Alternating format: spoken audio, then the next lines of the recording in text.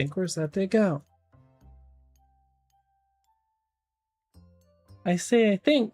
Oh, come on. Can you, like, work? Discord, I know that you're, like, basically a glorified web application, but I feel like you can do better than just not actually functioning. Anyway, not the point. Hey, yeah. I really do need, like a starting soon screen sort of thing, or to figure out some sort of protocol, I guess, for that, because it's, would be nice. Would be a nice little buffer period, like just, okay, I can't like start now, but like to get across the point, hey, I'm going to be streaming, you know, that sort of thing. Yeah. I think that's everything. I have my water. Not to get her, I thought I was gonna have because someone else drank it, but you know, hey, these things happen. Best laid plans and all of that. Okay, the Discord thing's working. This is working. This is... What do you mean, what? What? Not just use magic to summon what I don't have. That's... Damn, why didn't I think of that? Nothing comes to mind as to why I wouldn't have thought of that myself, being the highly intelligent individual that I am. But, you know, yeah, you're right. Why didn't I just summon it with magic? Other than that I don't have access to magic, I guess. That's kind of a big asterisk. Speed. I mean, being a concept doesn't sound the greatest. I mean, I'm kind of attached to my individuality. Just being a concept would be, I mean, I'd say dehumanizing, but Fox. So, I mean, you get the idea. So not to my personal preference, but happy for you. It sounds boring. Being a speed or being a fox? Because I can assure you one of those isn't. For a multitude of reasons. But, you know. I really need to stop that. It's not a... It doesn't even usually work, because you don't usually know for like 90% of the things that I say it for. So it doesn't even make sense. I also didn't... Can I do that live? I feel like I can do that live, probably. Where is this one? Getting chat YouTube. Papa. Okay. So. How do I make it not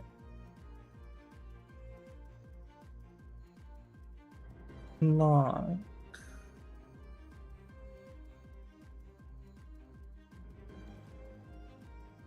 I don't know how I do that. I don't think I can do that. Well, let's just hope that... Oh, now there's nothing there. Oh. Being speed is great. I think stupid faster than everyone else. I mean, it's an accomplishment of sorts. Also, don't think that I didn't see that yet. No, being a fox is great. Just because you're biased doesn't mean it's not great. Yeah. Okay, that's the problem that I was running into, wasn't it? How do I not make this snap to the edge?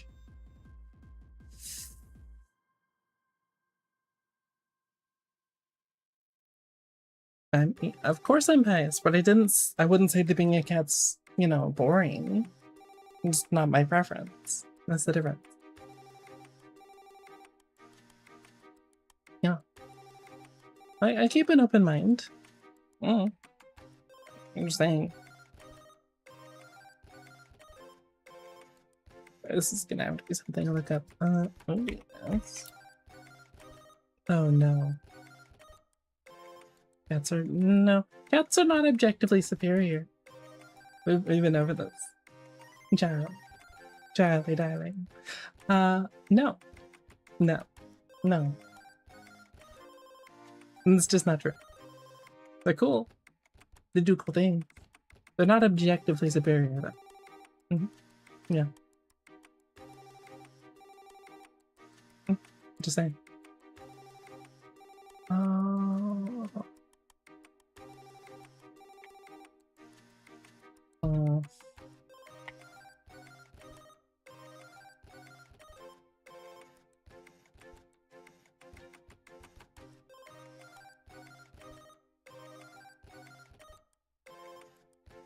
Settings in the bottom right corner of the OBS interface.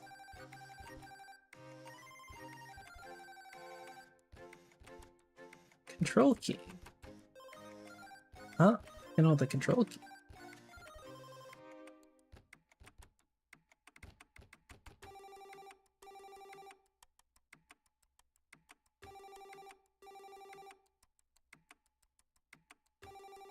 Uh-huh.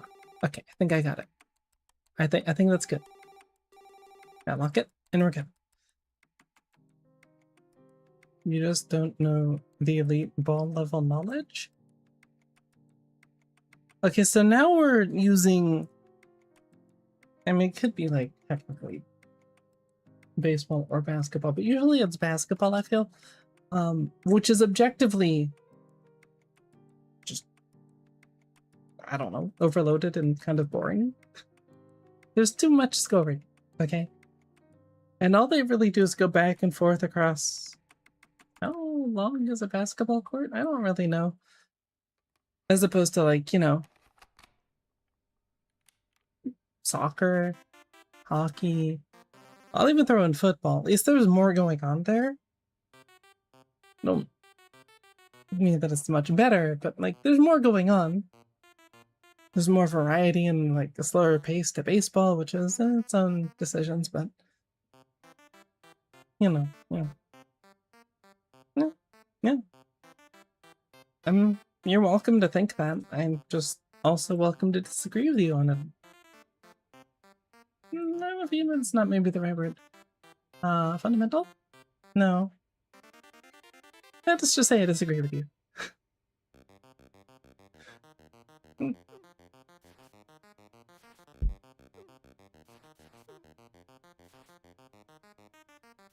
Like, I'm not gonna say it doesn't take skill. It does, obviously, but... You know, the same, like, 3 skills over and over, and then you score, and then they score, and then you score, and then they score, and then you score, and then they score, and then you score. And it's just, you know, boring. Obviously, I'm biased. ADHD. Action, I like, but I don't like too much.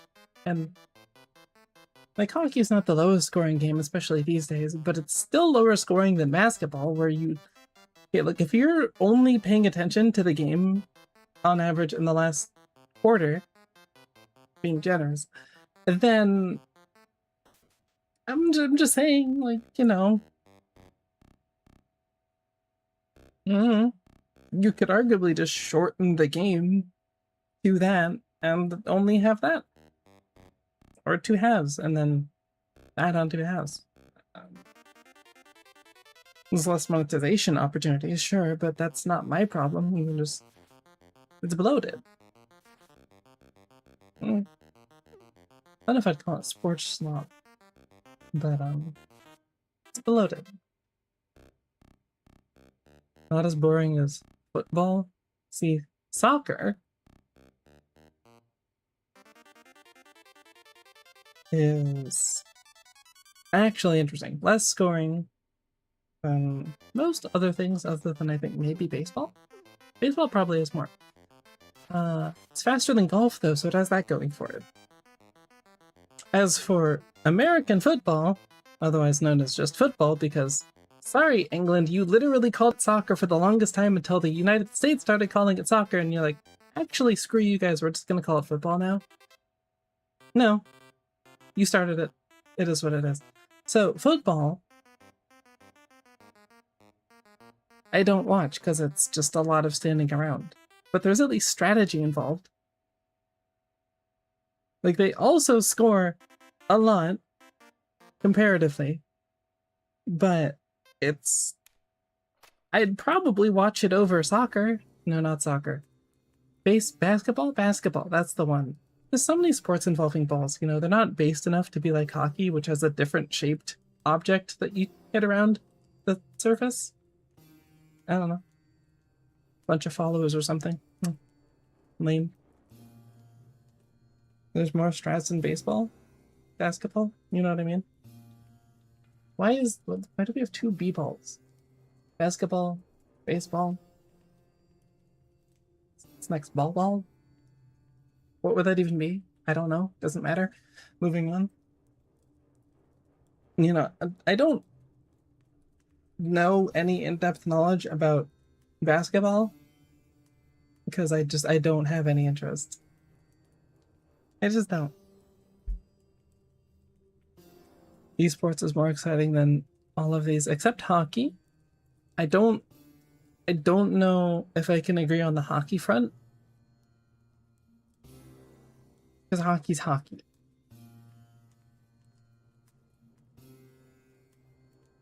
With exceptions, maybe soccer, but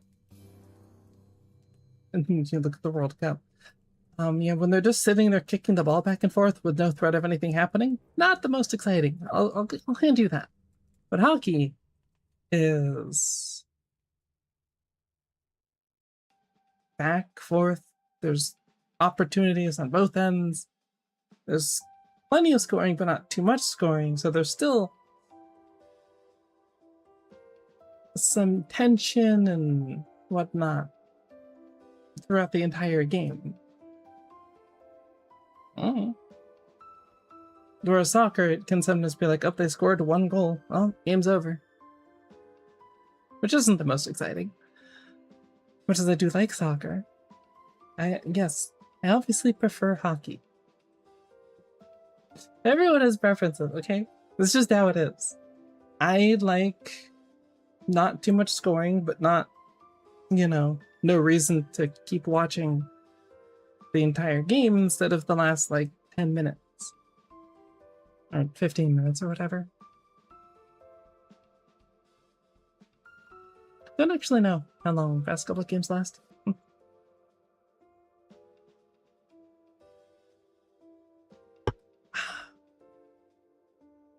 Also, I have no idea why. What even is pickleball? What even is that? I don't know. I've heard of it. No clue what it is though.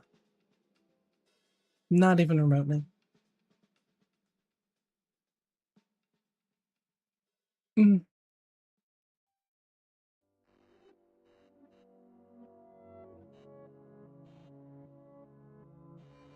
So esports is, I guess the esports kind of depends, because some of them are a little hard to watch if you don't actually play the game and have in-depth knowledge. Like Valorant. To an extent, CS2.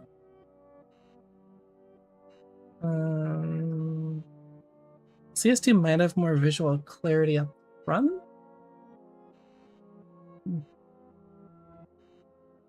But it's also a little more rigid in what can happen. So I don't know. Counter-Strike was on national TV. When did that happen?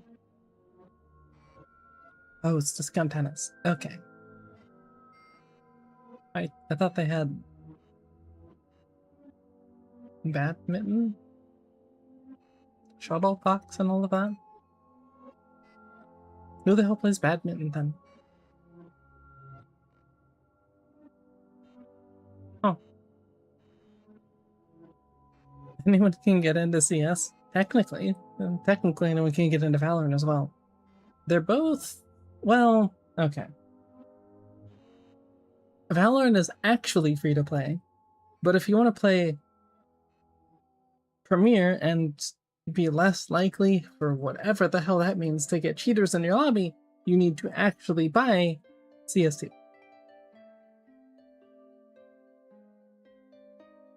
Less barrier to entry on Valorant. Unfortunately, The community, Valorant, yeah, you need to know somebody who plays the game, and even then, I don't think it's changed much, because I stopped playing it because the community was really annoying. I mean, technically they do. The cheat software. They just don't think about it like that, because they're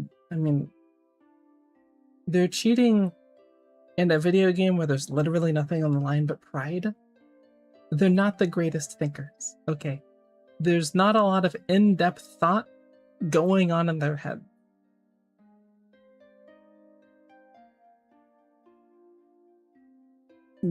Yeah.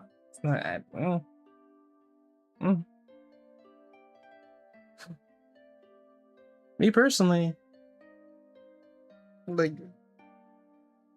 it's sketchy enough downloading stuff off of like itch or something like that. At least that has some form of oversight, because, you know, they're sort of legally obligated, and if, you know, people get a bunch of viruses, they stop using their service.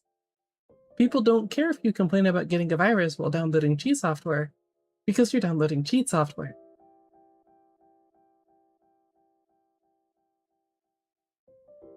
Yeah.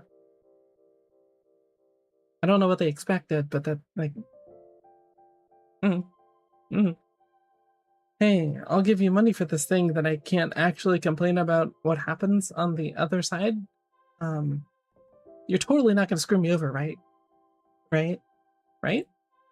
Yeah? No?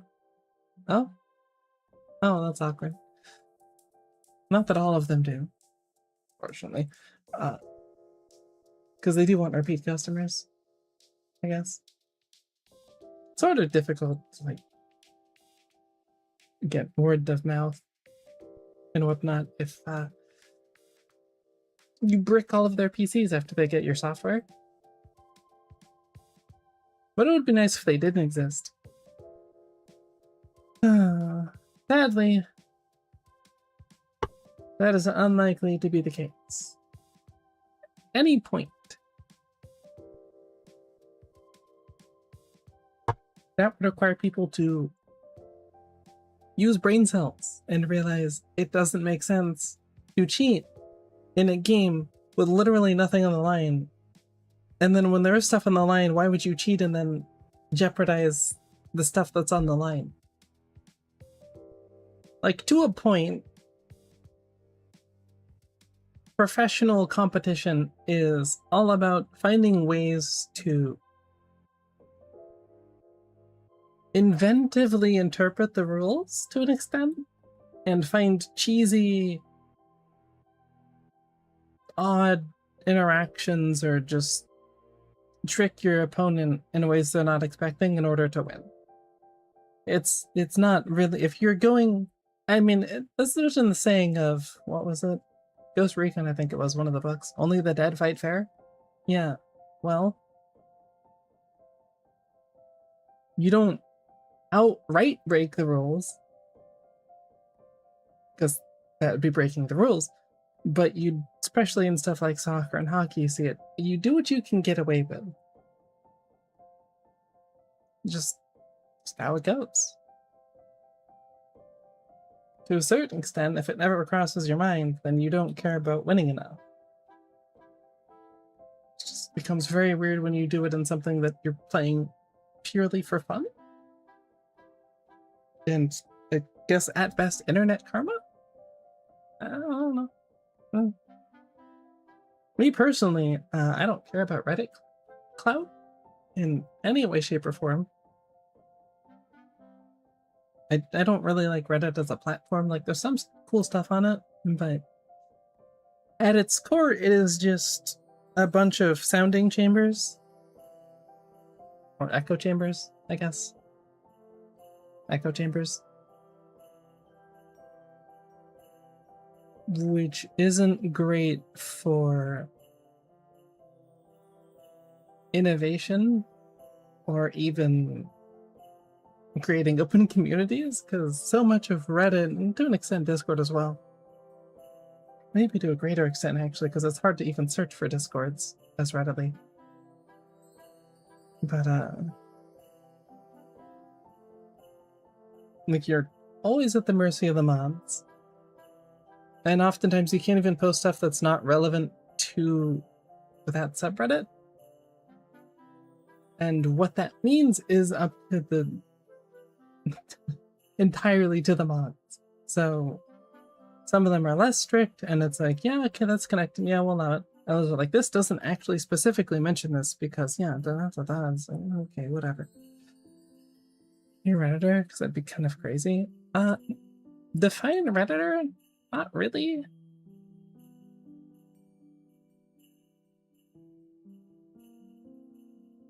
I sort of used it, but I still never comment on stuff because it's just not how I work. But like, if I'm looking for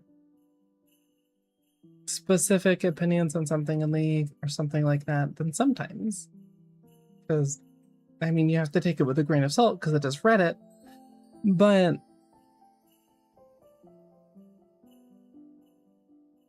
you know, you gotta get the opinions from somewhere. I don't think League of Legends has a forum. Deadlock does, but I don't think League has a forum.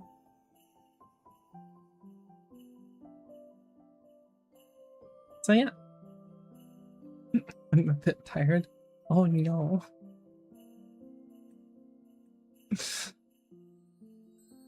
So I've heard that sleep's important. I don't necessarily buy it all of the time, but I've heard it's important, and I guess I sort of kind of see, because there's like definitely a difference between getting enough sleep and not getting enough sleep. But, you know, I haven't done dedicated research on it or anything. I haven't run a sleep trial, so like, it could just be made up somewhat to an extent, not really. A lot of nerds on Reddit with good knowledge and dedication, that there is. There's also a bunch of people who have opinions and think that just because they have an opinion, they're correct, and that everyone else is wrong because they disagree with them, and not because, you know, they're disagreeing with them because they're wrong. There's the thought. Yeah. Okay, sleep is important, literally, for multiple reasons. It's good for your cognitive brain health thing, stuffs. You function better. Yeah. Yeah.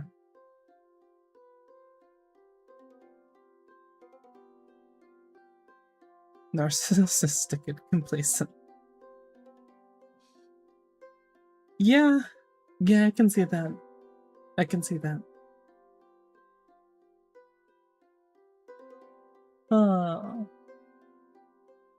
Oh, Reddit. A good idea. But in practice, not always the best execution.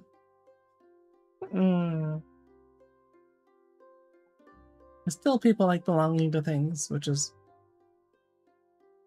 part of the problem. Because then they don't like people who disagree with them. They just take it too personally these days.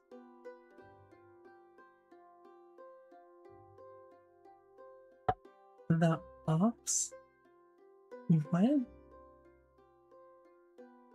What in the moderately schizo... What? What do you mean? Who are the ops? The nebulous, non-specific, the opposition.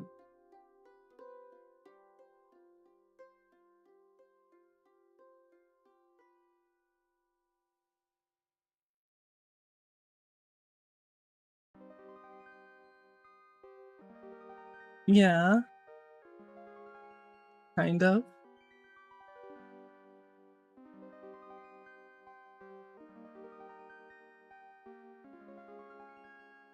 I have concerns.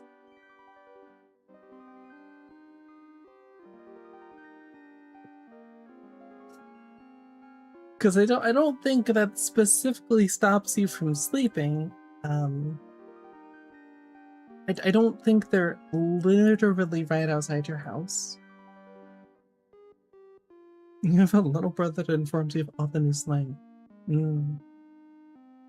Yes. Well, I don't have a source other than whatever the hell I see on YouTube, which is, yep. But like, no, there's more of like, I get ops, like opposition, opponent, whatever, but what?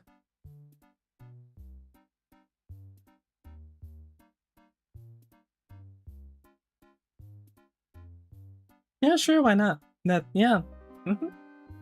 Yeah. Yep.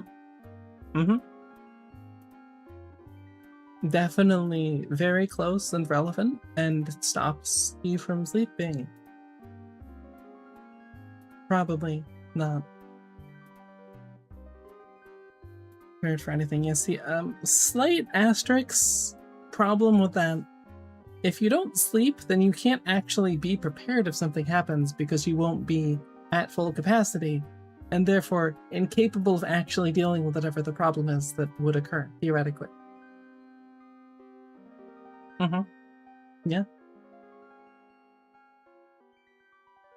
The defense rests. No, the defense of the opposition here. It's not the opposition. It's the defense and plaintiff? I don't remember. You can be vulnerable and sleeping. I mean, if you don't possess the ability to wake up when you hear noise that is abnormal, I guess, yeah, sure. Me personally,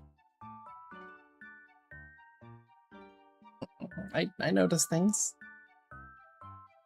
It's the fox ears. It's definitely the fox ears. Good hearing.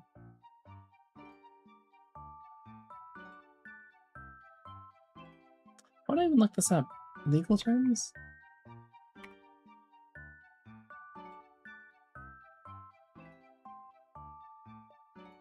Terms?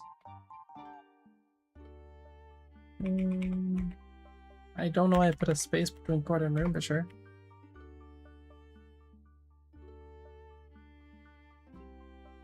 Plaintiff. It is plaintiff. Okay. It's the choice of being slightly vulnerable all the time or being completely vulnerable for a decent portion of the day.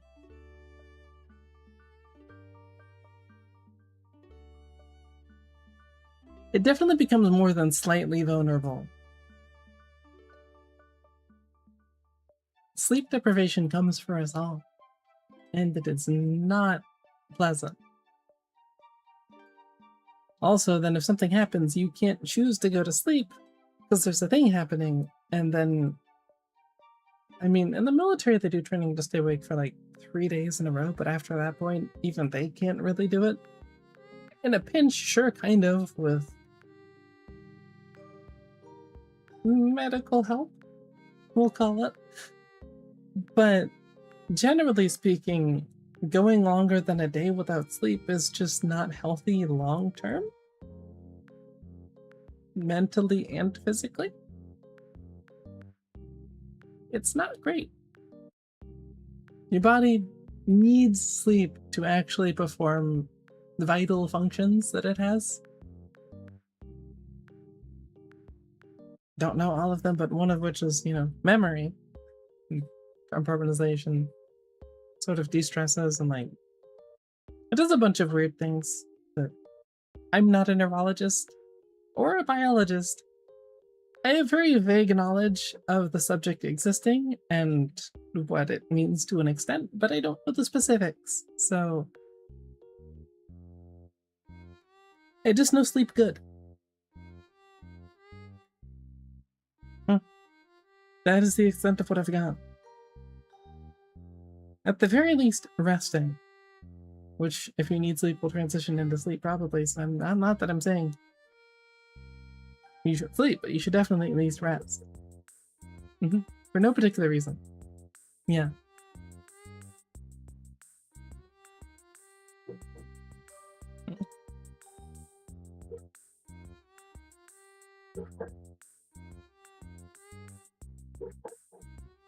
The dog is dreaming. That's kind of ironic timing, actually. I don't know if it's getting picked up. I don't think it is. I think the noise suppression is doing its job, technically. Those of you to hear the fan that I have to have running because winter has not arrived yet in the literal sense of that word. But you know, metaphorically, it's on the way.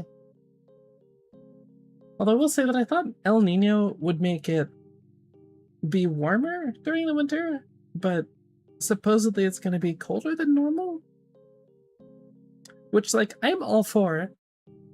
I love the cold. I know, surprise. You probably never saw that coming with the whole theme of literally everything, and from my model to the stuff behind me. Yeah, the background.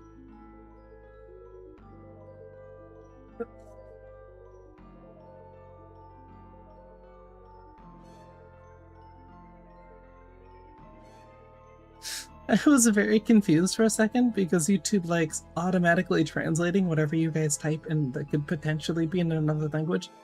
So I look over and I see the mail? What is... Thankfully it puts a little translation thing next to it, so El Macho. El Nino, yeah. For the mega super El Nino that we're getting this year. Assuming that they're actually right about the weather for once. It's not a guarantee.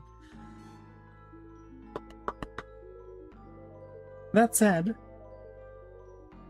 as much as I do love the idea of having like snow and whatnot in the winter, specifically on Christmas, which is a nice touch. I love snow. That's very pretty. Somewhat obstructive when you live in a place that doesn't usually get snow year round. Or yearly, on a yearly basis. There we go, that's the word. But they'll figure it out eventually, probably. It's not like I'm driving anywhere. Oh.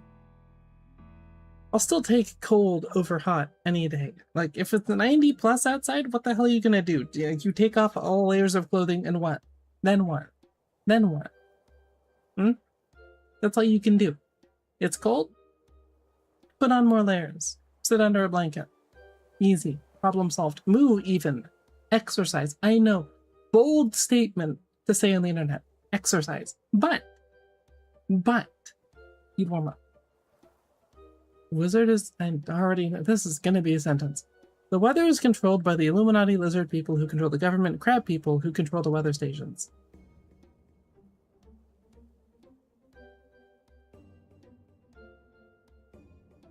Okay. Next we have dry heat. Humid heat is objectively the worst. Okay. Humid heat sucks. And as someone who's been to Thailand in 100-degree plus weather with 100% humidity, I can guarantee you it is not fun. It sucks. At least in dry heat you can sweat and cool off. That doesn't happen in 100% humidity. Because you're already covered in warm water. Basically. After a time.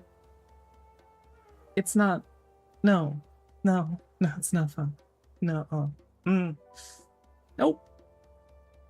It's not even to mention that it then inspires creepy crawlies like spiders, centipedes, numerous types of venomous snakes, which snakes are cool. I just don't like when they start deciding to try and invade areas they shouldn't be. So just like centipedes a lot. They're creepy. Yeah. I'm not about to go become a centipede VTuber, okay? Are there any centipede VTubers? I feel like they'd be kind of hard to pull off. I'm gonna stop thinking about that now. Anyway.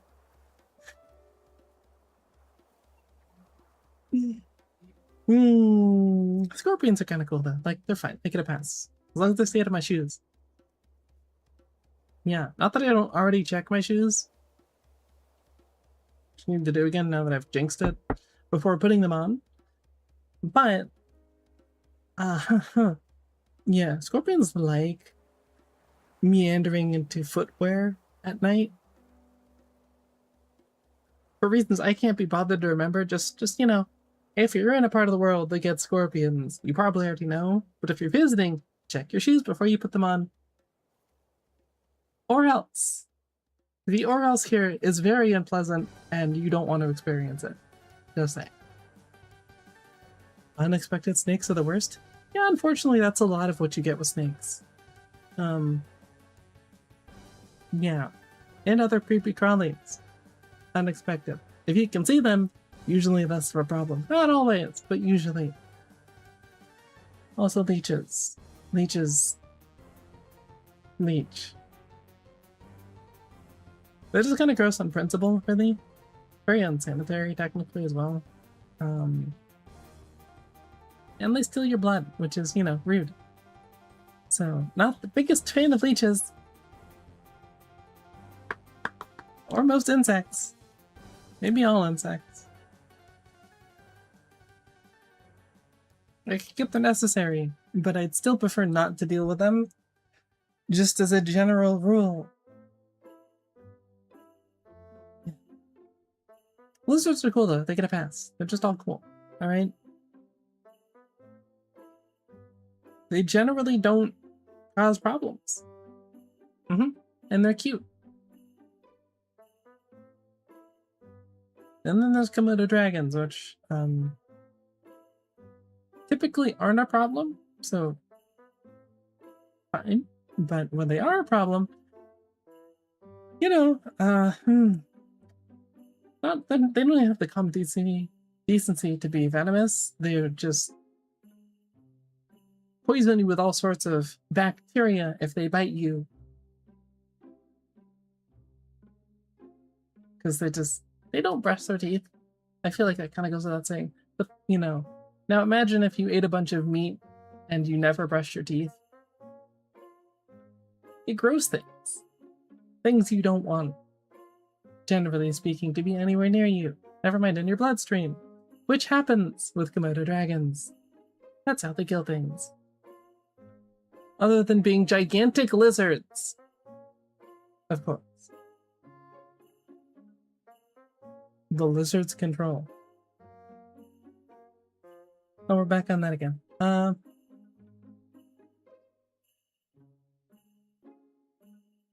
Crab people's a new one, admittedly. I haven't heard that before. That's different.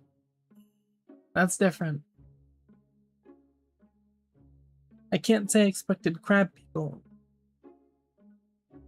I don't even know what that means, really? As far as...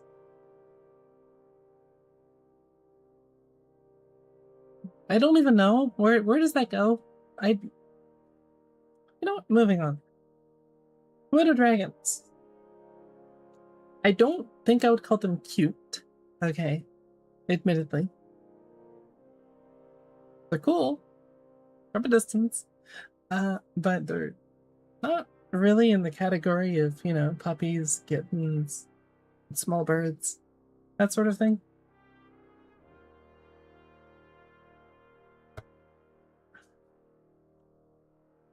Very artificial flavoring. Great. Not like drinking cough syrup at all.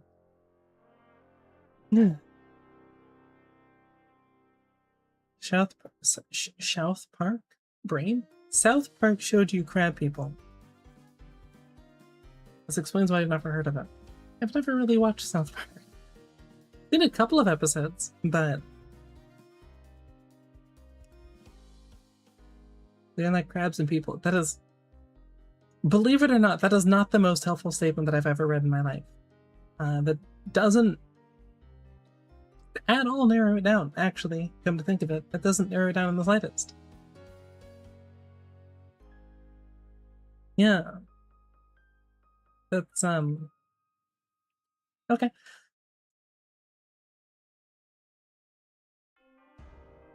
I don't really have like a designated segue off of that.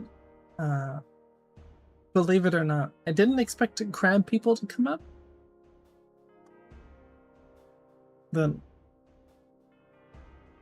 control or something? Why are the crabs specifically in charge of the weather stations? That's what I want to know. Why are the crab people? Expect the unexpected. Well, then I would expect the Spanish Inquisition, and nobody does that, so I can't do that. For the contract, sorry.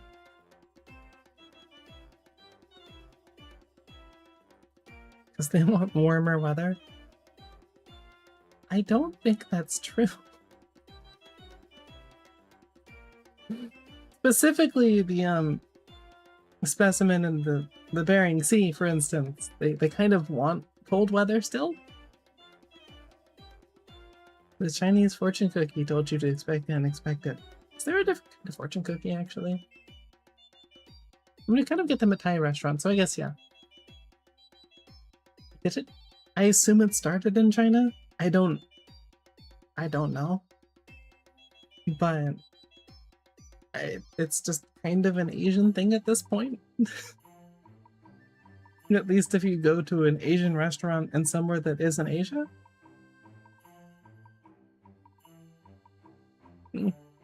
I know, in Thai restaurants you've got like a 50-50 chance you've either got fortune cookies, mints, or both. That's more than a 50-50. That's 3 odds. I'm aware. Anyway, crabs work for their lizard overlords, and lizards love the heat. Okay, but what about when they start dying out because it's too hot and the oceans have warmed up too much? And self-preservation kicks in at some point, surely.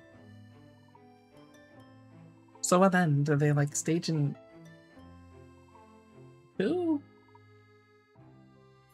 A revolt? A revolt, that's the word I wanted. A revolt. So the crab revolt's coming, right? That's gonna be a thing? Surely.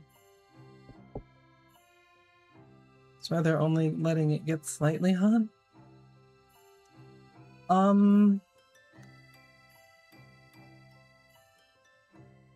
So I don't know how to break this to you, but global climate change means it's definitely getting more than slightly hot over the next decades.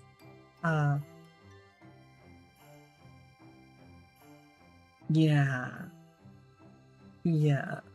that's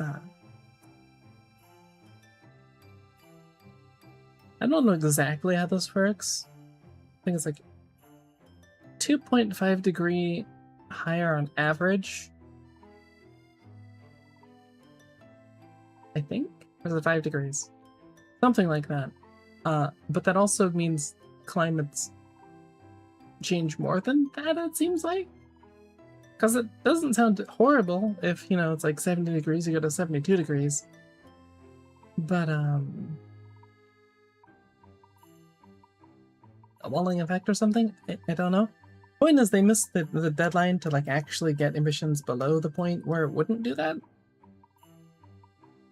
So definitely not going to be fun like a century from now when it's way hotter and drier. Oceans are rising. That sort of thing. Not going to be great. Unless someone comes up with some technology to rapidly reverse that, but you know. Earth doesn't really work on quick scales. Sometimes game development doesn't either, granted, so this isn't really a universally Mother Nature thing. But yeah, to go do something. Best of luck with whatever that is. And the sleeping thing. Hopefully that gets better. I'm rooting for you.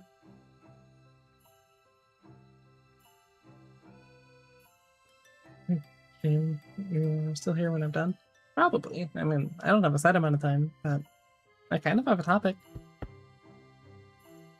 No, definitely sleep. Do sleep. Not too much, okay? Not too much, but do sleep. Sleep is important, and you should definitely do it.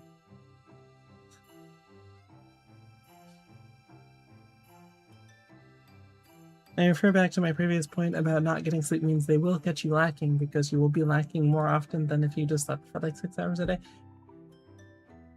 That's it. That's my point. I'll leave it there. I can do that. Bye. Bye-bye. On that note.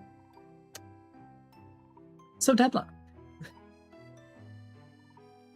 That was a good 40-minute long meander. Oh. Well, hey, spontaneity and all that. We let it flow here. No, okay. No, I'm revising that. We go with the flow here. Welcome to ADHD. I'd say ADHD gaming, except that's objectively not what's happening at the moment, so we're just conversing of sorts. Yeah.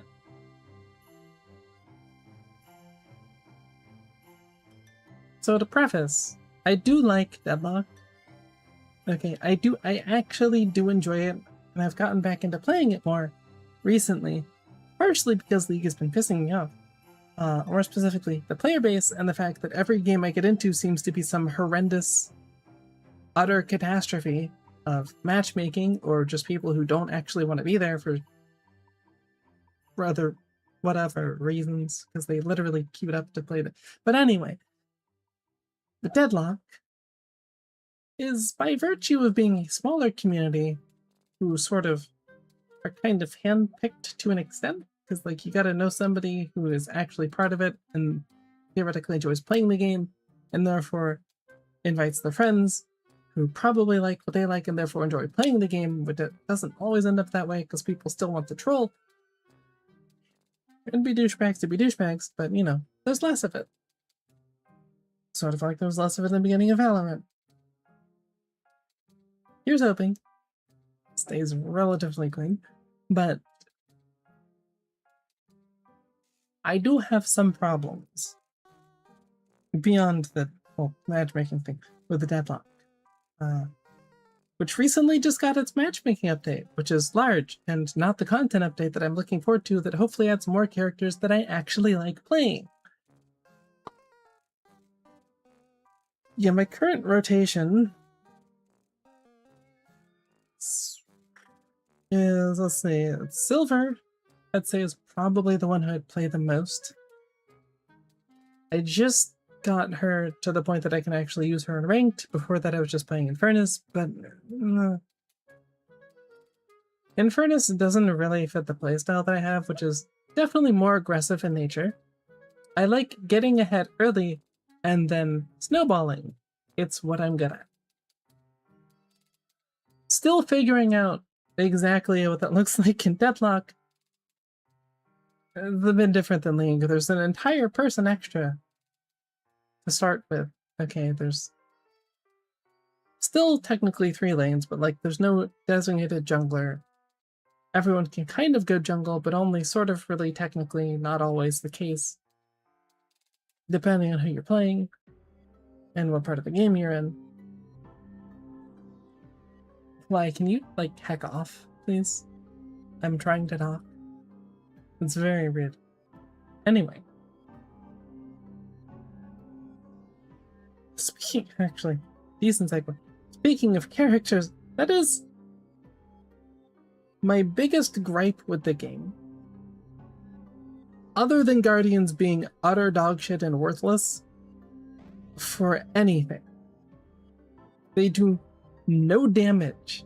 They are actually cosmetic. And you can parry them to stun them.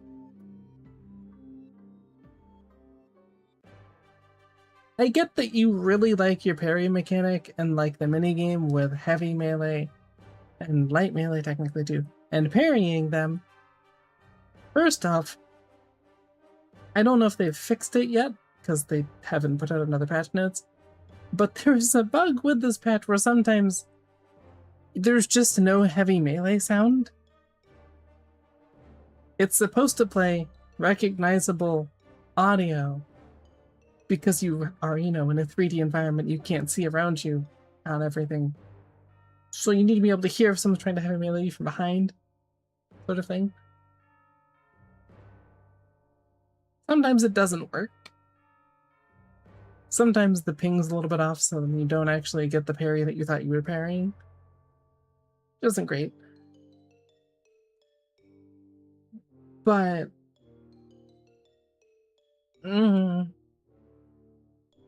Billy, for instance, what a character. What a character. Definitely broken as hell. But his entire thing is supposed to be like the parry minigame, the character, right? Because he has his, I think it's his 3? Whatever blast it is. where he gets some health back for meleeing you. No matter what, when he melees you, he somewhat, like, slightly reloads his weapon. Except, you only get the one parry. And if you don't parry something, then you're just screwed. It's just, you're generically screwed. Because there's not a lot of ways to run away from Billy, considering he can knock you up again, then knock you up. Which does percent HP damage, by the way. You weren't aware. Large amounts of percent HP damage. Which, in and of itself, isn't bad, but it mixed with CC is not great. Especially for new players, but generally speaking, good idea, cool idea, not executed the best. You don't like the melee combat? I don't really mind the melee combat. Like, it's kind of annoying on one hand because I still don't have a parry reflex. I've never even played fighting games, so that's not really something that I have. And there are definitely days where my brain is lagging behind a bit, and so I'm just like, oh hey, that's punching me. Yeah, I should probably parry that. And then I don't parry it, which isn't great, but that's a me problem. I don't fault them for that. The sound bug, and I think Infernus's reload is still bugged. Not that that's super important, it is, but you know, not that that's like game breaking, it's kind of, not really, but anyway. That does kind of touch on my main problem with the game though. Like I said, it's that there's a lot of cool ideas that they have and things that are, in theory, fun. But they're not even remotely balanced. Like, it's every character in some way, shape, or form is obnoxiously broken. Billy, Vindicta, Ivy, Mirage, Infernus, Shiv? Do I need to speak on Shiv? Really? The character is permanently broken. No matter what they do to him, it's just, oh, hey, Shiv's dead now, and then like a week later, hey, so Shiv's back to being effectively S tier if you bother learning how to play him. They're just, every character in the game has like, if you were to go, this is the exact kit that I want with like perfect synergies that is really good at doing what it's supposed to do, every character has that. Except it's really easy for them to do the things that they want to do. My rebuttal. That doesn't solve me not having a parry instinct. You technically should buy a rebuttal, but even, I mean, if I don't parry it, then I still don't parry it, which is a problem. It does give you a second parry, admittedly. So that would come in handy. I did kind of forget that item exists.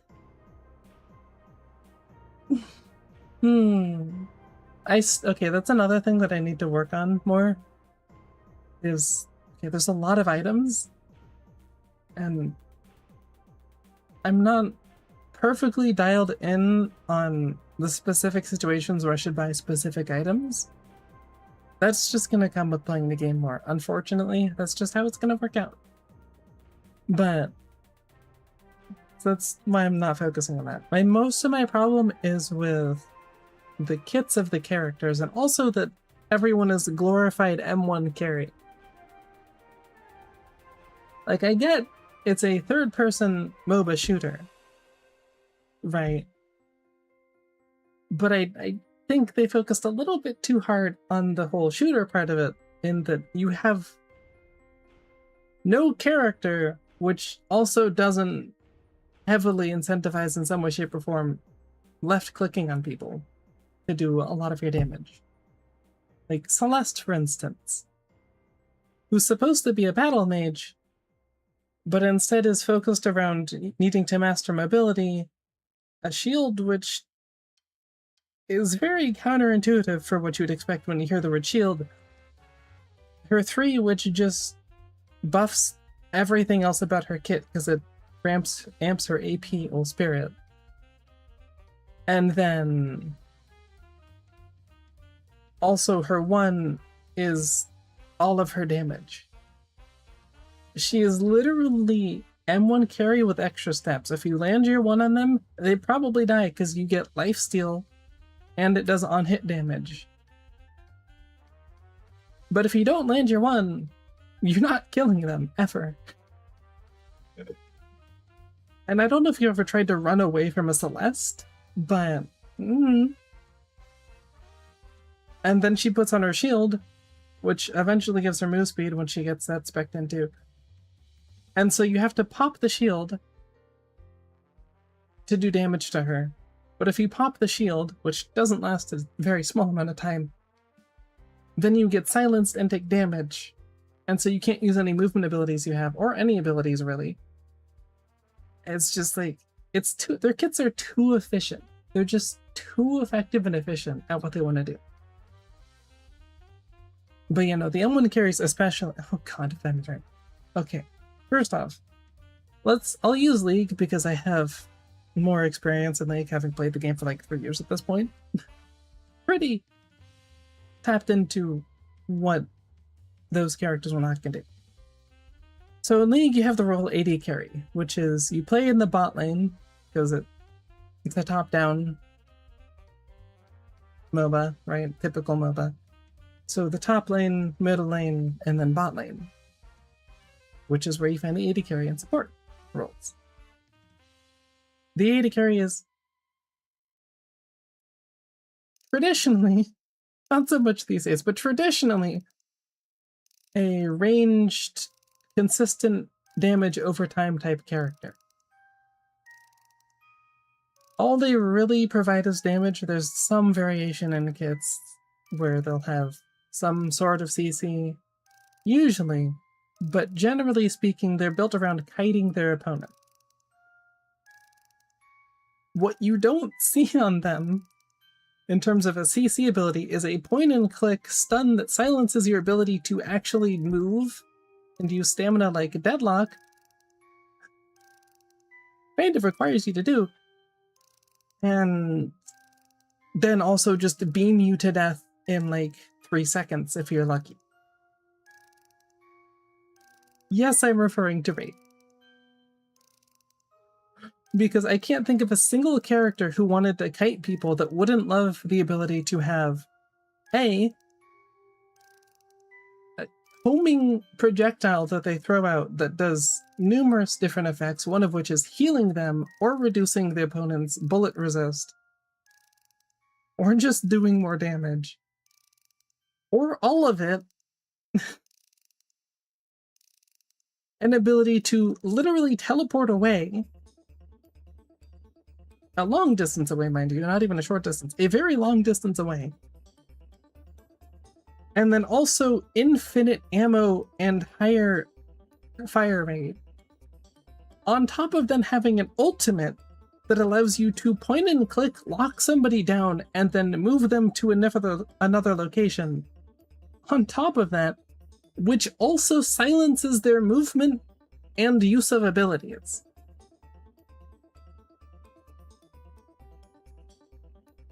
How are you supposed to deal with that? Like, I know it's a team game, and ideally speaking, yes, you would always like have perfect communication with your team, you'd have backup from your team, so on and so forth, but this is online gaming. Especially in the year 2026, annoyingly enough. People don't always want to communicate or work together. Which is like part of the problem that Valorant has. Valorant is more so than something like Siege. And in Siege, you literally need to coordinate your team comp, but that's just something which people do now because the game's been out for so long.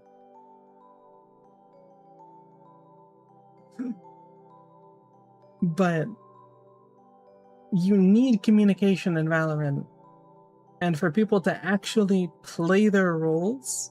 Otherwise, you can't do anything about it. You just lose, unless you are godlike and can just click heads in every scenario, which isn't always possible. There's not a lot you can do in Deadlock if the Venator or the Wraith or the Haze gets incredibly fed. Oh, sorry. Or the Mirage or the Infernus gets really fed. And a lot of people who played Dota before would be like, lol, just counterbuy, which is, don't worry, I'll get to that. But there's literally no gameplay other than not being there, which I don't count as gameplay. Because depending on your character, there's not any counter in your kit to point and click silence or zips up to you, shotguns you into a wall, and does true damage, or does true damage from a long range for that matter. Good luck surviving that. Or just dashes around and also catches you on fire with a passive of one of their abilities, which you need to counterbuy to actually do anything about, but then they can just set it again. The item has like a 40-second cooldown when you're talking about the spell magic. It's just, it creates this really unfun game loop of somehow, while behind, because they got really fed, you have to counterbuy, but the thing you're counterbuying can't completely nullify them, although sometimes it does, until they counterbuy. Specifically thinking of, alright, I forgot Vindicta. Vindicta and Knockdown. She then buys Counterspell, and then you have to buy another Knockdown.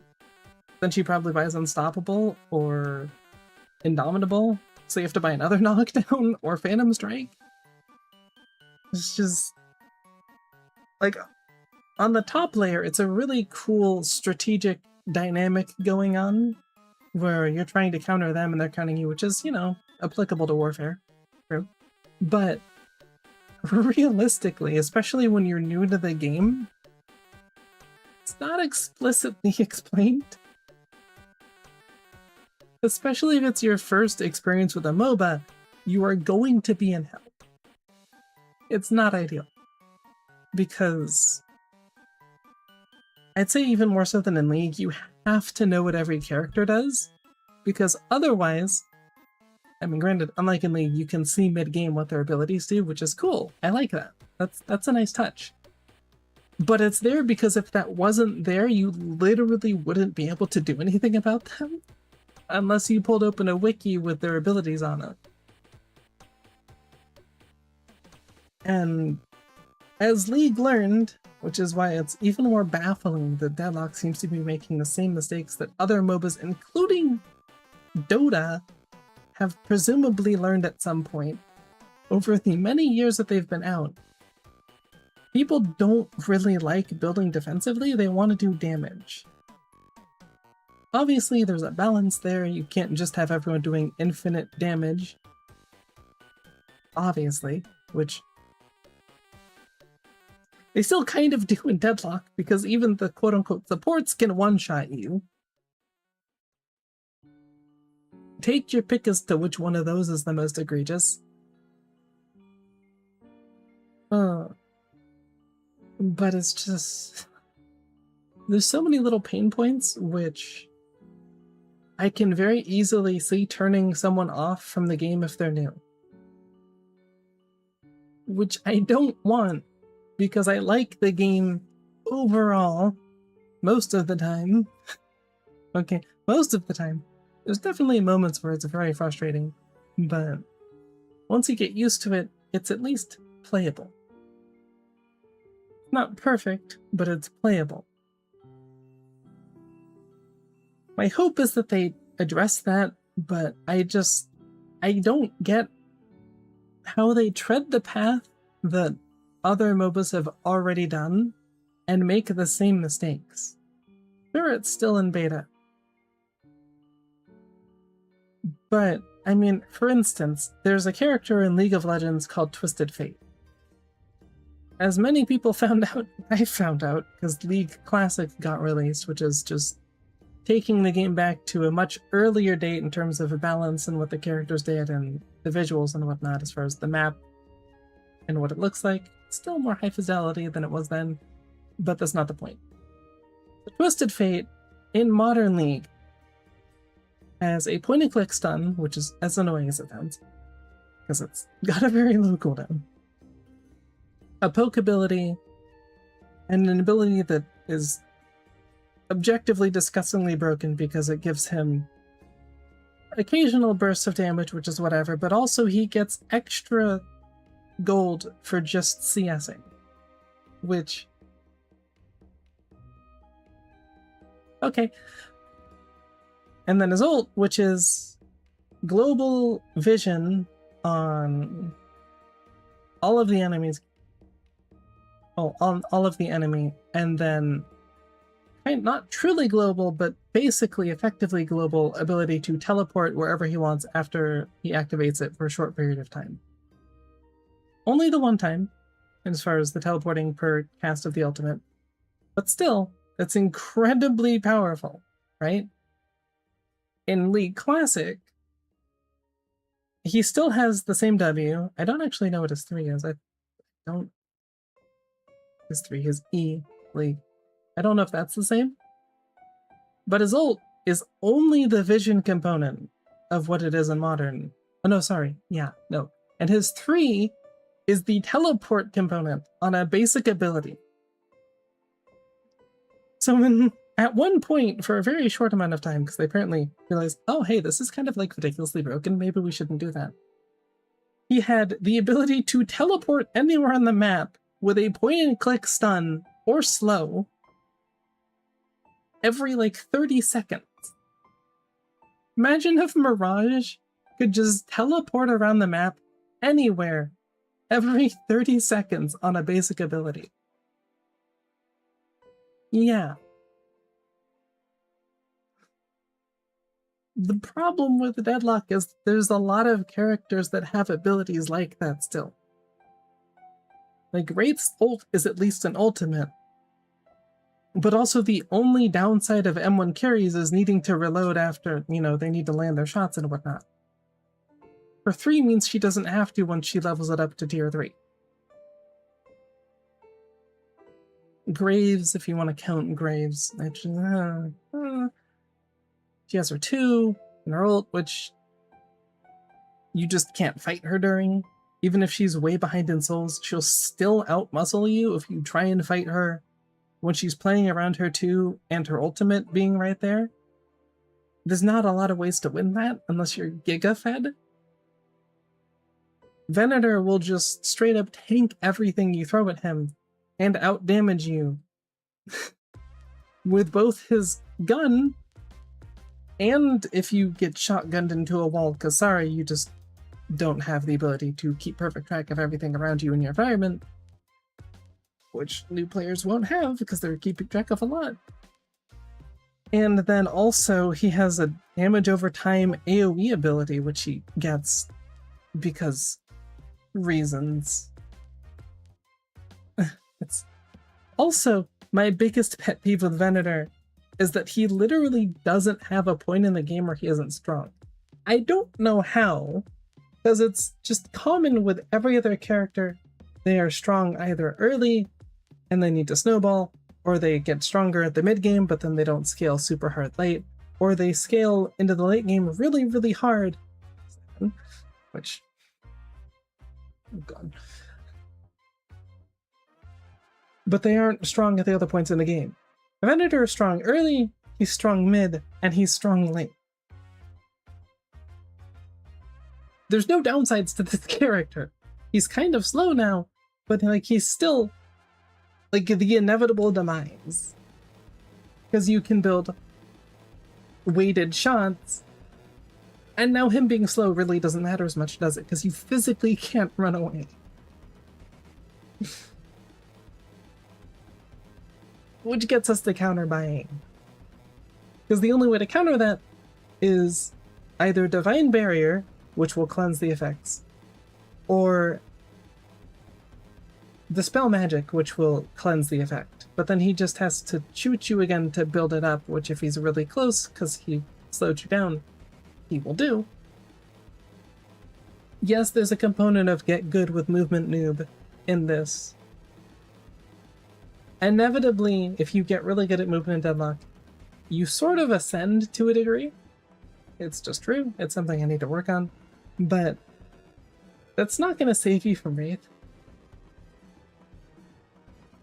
And I think the only ability you can purchase that would, well, item you could purchase that would save you from Wraith's ult is like E-Shift, which if you don't want Spirit isn't super helpful.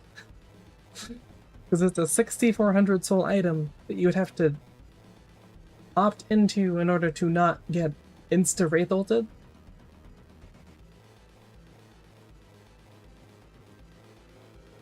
Which is a big investment because that means you're doing less damage or getting less tanky. I don't know, it's not as large to agree, but there's sort of a problem with Deadlock's items where the offensive items are generally better than the defensive items. By which I mean, if you're an M1 carry, you're, and indomitable, or technically unstoppable, but that's a really big cooldown investment. But I guess if you were just having trouble 1v1ing her, sure, you could. But also, like, if you're an M1 carry, you can buy Silencer, you can buy Inhibitor, you can buy... I'm forgetting an item. I had one specifically in mind that I forgot. Weighted shots, right? And your opponent has to, because unlike League of Legends, which you can buy components, which mean you can sort of guess what people are going, you just have to know what they're going to buy off of what they'd usually buy for that character in order to know that you need to counter buy ahead of time, which you can only do via experience, which will inevitably be incredibly painful. And that's not even getting to knowing when you can fit those counter buys into your build without utterly ruining your ability to actually be effective in the game, especially depending on what archetype of character you're playing. Let's say, for instance, weighted shots. You've got, what, Juggernaut or Dispel Magic as like the most effective buys to counter that. Juggernaut 6,400. Yeah, the ones that go into it, of which it is one of the few items with 3 tiers that go into it, do reduce the effects of slows being applied to you, which is nice. But it also gives melee resist, and it's one of like the few items that actually gives melee resistance in the game. So if you're against a Billy, or my condolences, a Viscous, don't like Viscous at all. Just as an aside. Then you need to build some sort of melee resist, but also they do spirit damage, so you need spirit resist. But they also use gun damage, so you need bullet resist. There's not a lot of wiggle room in Deadlock for if they get ahead of you, which will happen a lot when you're new, because you're inevitably going to make mistakes. I've made plenty. Farming is not exactly my greatest skill set, admittedly, because it's kind of boring. So what tends to happen is I get ahead in lane when we're even, either get ganked or make a mistake, then they like slingshot ahead, because I think how this works is that when someone has more souls than you, you get more souls for killing them, is the system. Because there's been many times where I've been killed by somebody who I had more souls than, and then they'll have more souls than me because you also lose some souls. They're unsecured. Although you might still lose them anyway. I've not really checked that, admittedly. I don't know how to check that. But the very unforgiving game is the point. The long-winded, unnecessary middle part aside, it's a very unforgiving game, which doesn't bode well for long-term player base.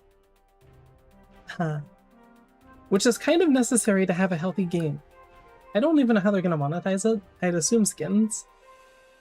But if people aren't having fun, they're not going to buy skins because there's not going to be characters they enjoy that they're going to want to buy skins for. Which means then they don't earn money, and then the game becomes like another Dota 2, which is... There's no numbers that you can easily get from Riot as to the average League player base, but considering if you ask people about MOBAs, how many of them will notice, like, at least have heard of League of Legends versus Dota 2, Dota 2's community is a bit smaller. I feel like it's pretty safe to say Dota 2's community is smaller and more niche. I would prefer Deadlock not go that way, which is something of an accomplishment because it's really the only third-person MOBA shooter.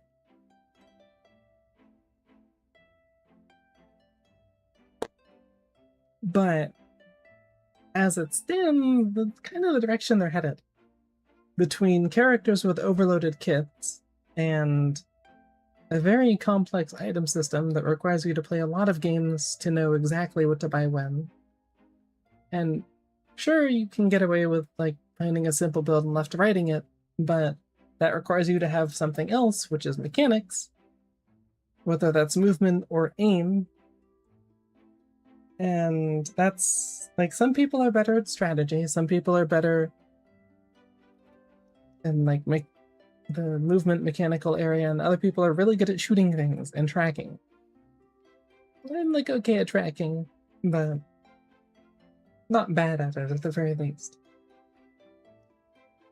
I sort of get like macro wise, I can figure out, make decisions. That's pretty simple. But movement's gonna take some work, admittedly. It's gonna take a little bit of time.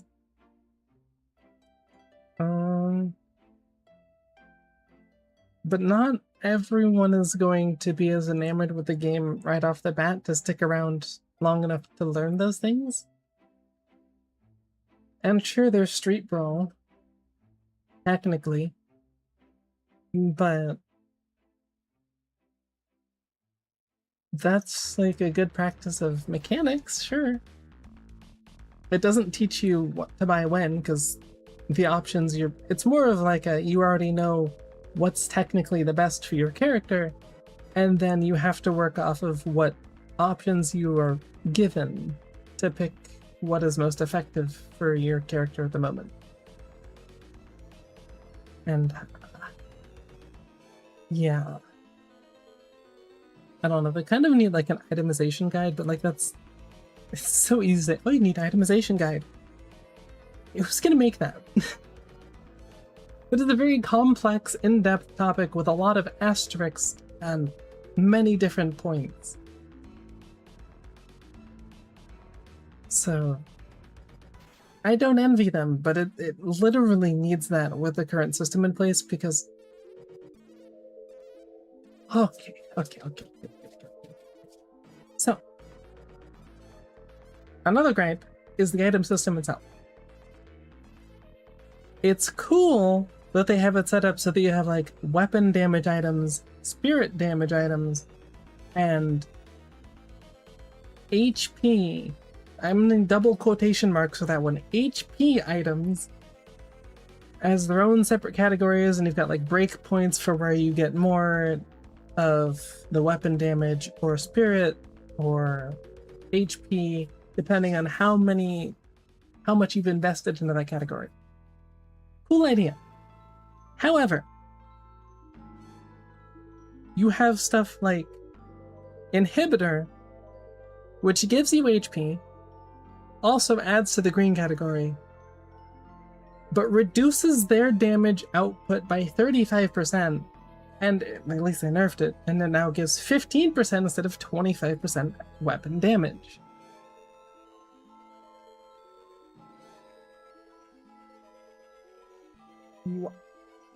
Why is like a tank item basically, in theory, giving you the ability to duel better and also outright giving you weapon damage? It's not very intuitive. And then you have weapon items that give you spirit and spirit items that give you HP or weapon damage, and it's a lot to remember. Like you said, I'd say it's very hard to get into. If you don't have someone who already knows the game to explain stuff to you, or just don't inherently like Deadlock right off the bat, and even if you do like it right off the bat, you may still not stick around past the pain points, because there are a lot of pain points. Does League not like this? No. No, you have more categories in League. You have Bruisers, which is usually more AD focused, and then some CDR. You have Assassin items, which give larger AD numbers. AD is the equivalent to weapon damage in League, and then AP is the equivalent to spirit damage in Deadlock. And then mage items will give you some mana or AP. Some of them will give you HP, but most of them won't. And they'll have different effects and whatnot that are different, but generally speaking, the weapons are designed for an archetype, and what you get, like what you see on the weapon is what you get. There's no like buying the weapon giving you some value towards either weapon damage or spirit damage or HP. It's just what you see is what you get. Some of them synergize well with certain characters or even other items, but what you see is what you get. So it makes it a lot less complicated to balance them, because there's just archetypes for each item. Like assassins can sort of sometimes buy bruiser items, but generally speaking, they want the CDR, which is more prevalent in... No, they want the lethality, and sometimes CDR, which is usually prevalent in assassin items. They've kind of removed CDR from assassin items to make assassins more bursty, for instance. They used to have more CDR, which is just cooldown reduction, so you can use your abilities faster because you get the cooldowns lower when you buy those items. And they've sort of toned down the AD numbers on the bruiser items. They've tweaked mage items so that they give more AP if they don't give HP, but if they give you some HP or some other effect, then they tend to give you lower AP, so that there's a trade-off. Whereas with Deadlock, most of the items are just like, yeah, oh my god, of course I'd buy this item. This is like perfect for me. This is everything that I'd want in an item, which makes it really hard to balance, on top of it also adding to a separate category which gives you more weapon damage, spirit, or HP. More than a little bit more complicated.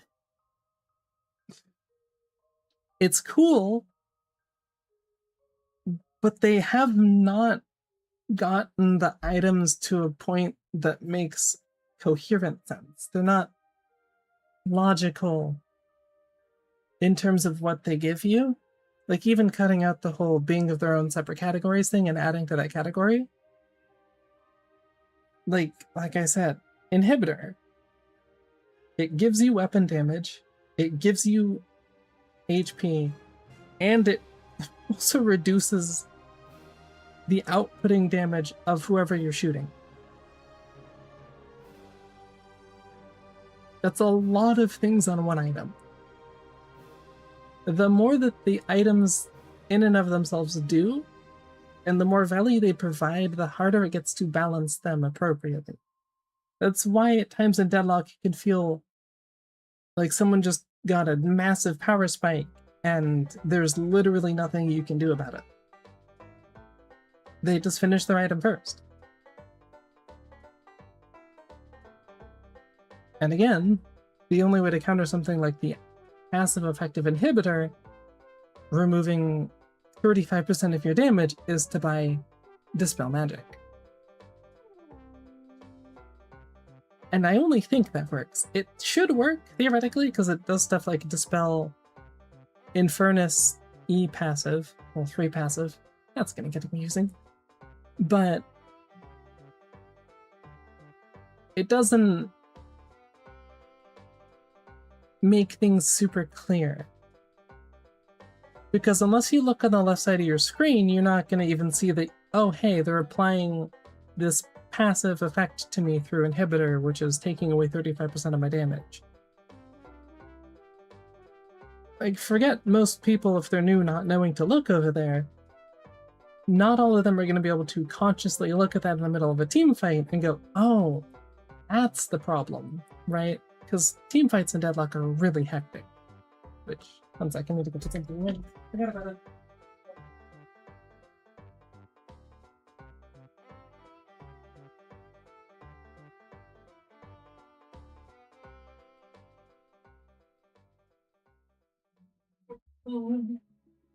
Right. Shrimp was made earlier. Shrimp was made. I kind of need to be able to eat it later, but I had to cool off some before the fridge. Anyway.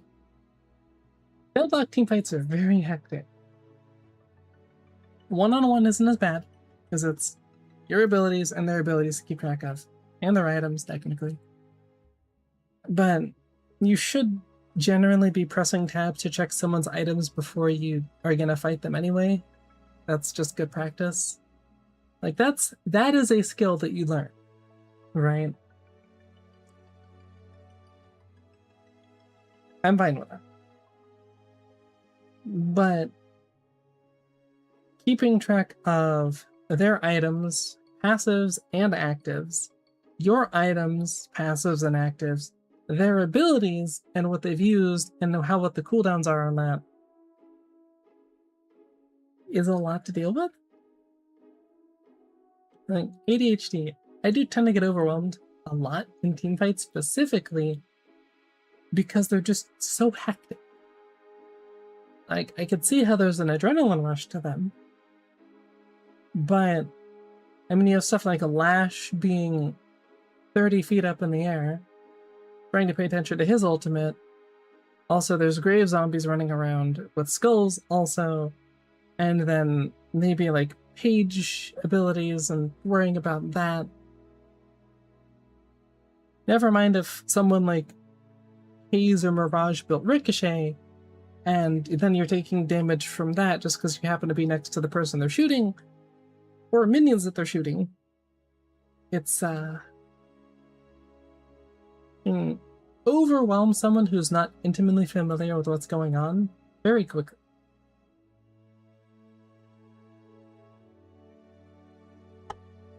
Which,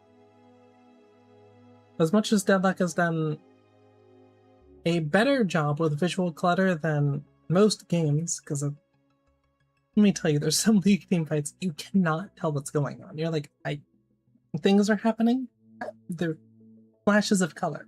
I don't know. But even with the visual clarity, there's so many things going on because of item actives and passive effects and abilities that it gets to be a bit much to a new player especially. Which then, like I said, they get frustrated, and when they get frustrated, they're not having fun. When they're not having fun, they're not going to play the game.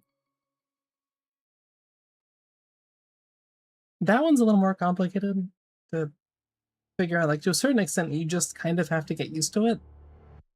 But what doesn't help with that is just the blatant brokenness of so many character kits and items. that is just another thing that Deadlock lets you do that League doesn't is you can buy like duration extender, for instance, and that will literally extend the length of CC on your character's abilities, or extend the duration of them, or whatever. That is maybe in Dota. I keep meaning to like poke my head into Dota 2 a bit, but just a lot. Haven't got around to it, but that doesn't exist in League. I'm sure if you've played at all in the past like 5 months, you probably remember when Ivy was ridiculously broken with Echo Shard, right? Because she'd buy Echo Shard and then she'd have duration extender, and her stun would literally last long enough that you could not dodge the second one, even if she went for a heavy melee in between. That's not an incredibly fun gameplay loop for the person who's experiencing it. It's fun for the Ivy. It was, yes. I think I'm gonna build for that too. It wasn't the greatest build, but it was fun. But it's not a good experience for the person who's getting sat upon multiple times. And then probably getting rooted by your vines as well, because that was changed around then. Yeah. So there's a lot of very extreme synergies, you could say, in Deadlock that don't exist in other games, because like there's no item in League of Legends that will extend the duration of any of your CC. It'll like you can get cooldown reduction, so you can use the ability more often. You can buy items that'll maybe like reduce the cooldown of your ultimate specifically, but you can't get something that'll make your CC last longer. Or your ultimate abilities last longer, which duration also does. For instance, I'm really glad that Wraith doesn't really have space in her build for duration extender, because I can only imagine if the silence on her ult lasted even longer than it already does. No. I'm okay. I'm okay. YouTube and Discord failed you. You just got the notification. Have you not clicked the bell icon? Tisk tisk, Joker. Tisk tisk. Also, I notice you're still on Joker. Yeah. But yeah. Discord, I'm not surprised. Overbloated web application that it is.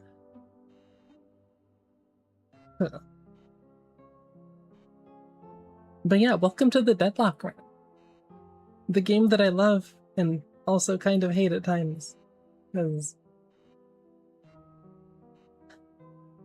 very frustrating. It's frustrating because I care about it, admittedly.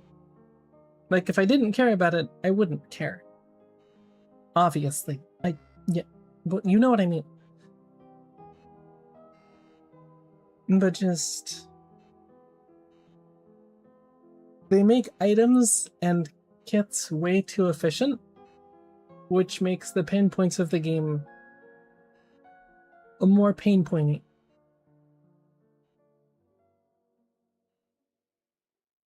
I started recording, so it's getting there. Yes, Deadlock was fun, but it hurts. Even played Deadlock. Still sorry about the one time where you're supposed to play with us and I kind of forgot, like in between games. My bad, ADHD, but still my bad. But yeah, no, that's one of the problems with it, which we've gone over sort of, is that it's very unfriendly to new players. I've contemplated making guides, but I don't know enough about the game to make guides. Also, just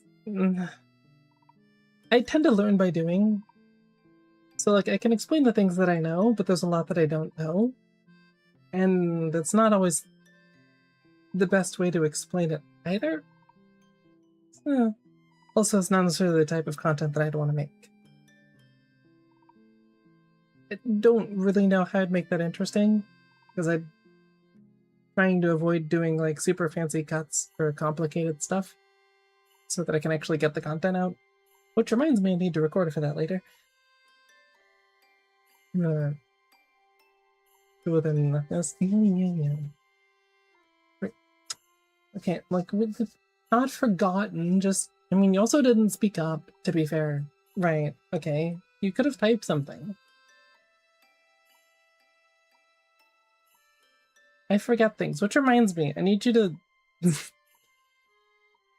in Discord, send me, like, what day your birthday is, because I don't know if I'm still getting the notifications from Facebook, because I don't even use Facebook, which was kind of what I was using.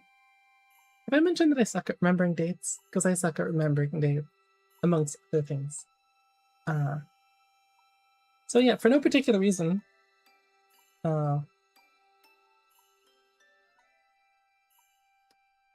could use that info. Anyway, it's too late, you blipped. You're telling me that it was conspiring against you?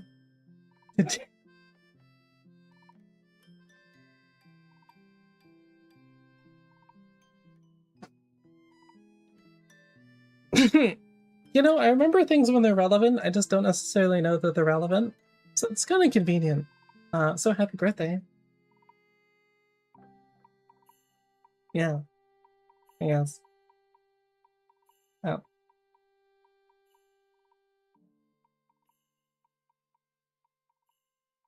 There you go. Confetti. Thing. Emoji. I did my part. Oh yeah, so that means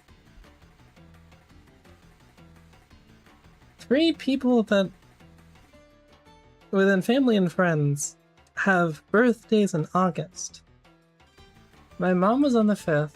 You're in, well, today, then, and my sister's on the 22nd. Nani the heck?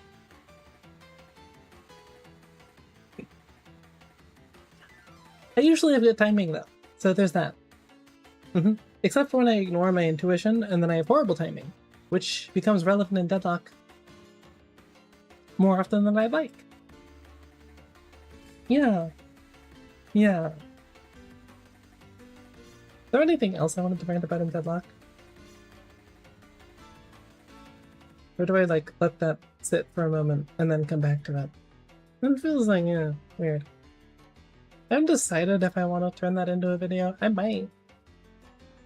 I've kind of decided on the video front that I will probably sometimes just play Deadlock on stream, which saddens me because that means I can't use the model at the same time because computer limitations and whatnot, which I like using the model. It's fun. It's expressive. But I do have little PNGs, so I might as well use it.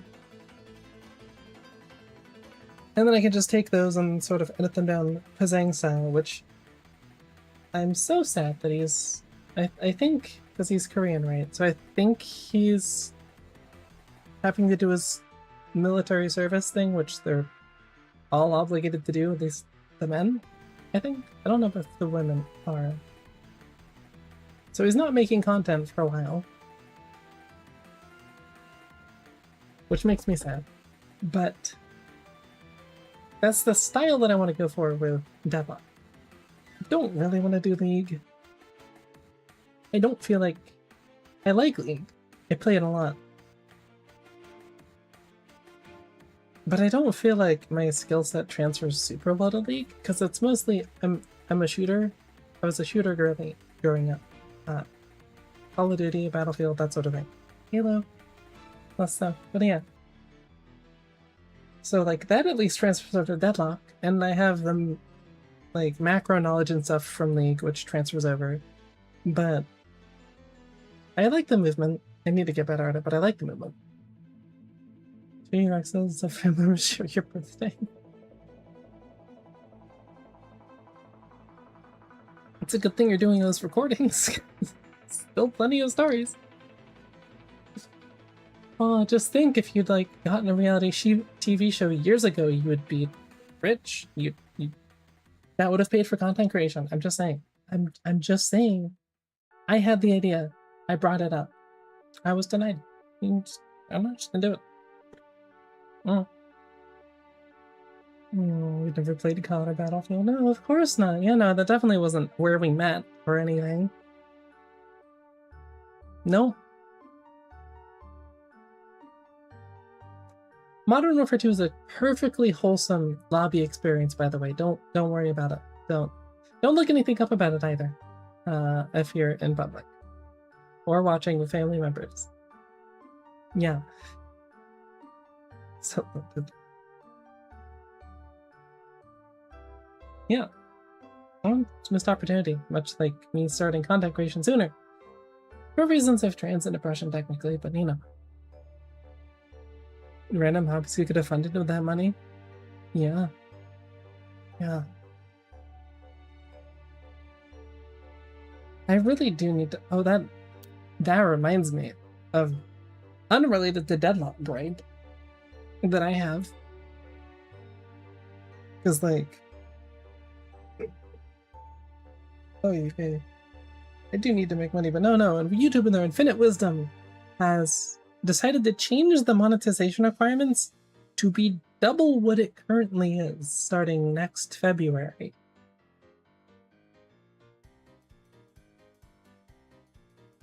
Yeah.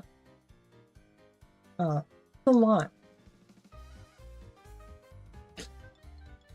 If you're wondering, the current requirements are 4,000 watch hours over a year's time, or 10 million shorts views in a 90-day span, which, if you don't like math, which I'm fully I get it, math, but that's 8,000 watch hours over a 365-day period, and 20 million shorts views, or double whatever the shorts views is. It might be 100 million to like 200 million. I think it's 100 million to 200 million shorts views over a 90-day period in order to be monetized. And then for the shorts and whatnot, you have to stay above that threshold to stay monetized. And I don't know if you know this, but shorts don't earn diddly squat. Yeah, no. So, like, you know, eventually, sure, if you're doing good on content, you'll reach that. But, like, the only one who benefits until then is YouTube. So all this changes is that they are the sole ones earning revenue and from ads and whatnot, because they haven't changed the rest of it, like memberships and whatnot. But they're the only ones earning ad revenue for longer, because they doubled it. Which seems kind of weird to me, because they literally don't have any content to monetize without the people making the content, but they're trying to make it so that the people making the content can't more freely create the content because they aren't getting an extra income source from that, which means they can't do it as often, or as regularly, or at all in some cases.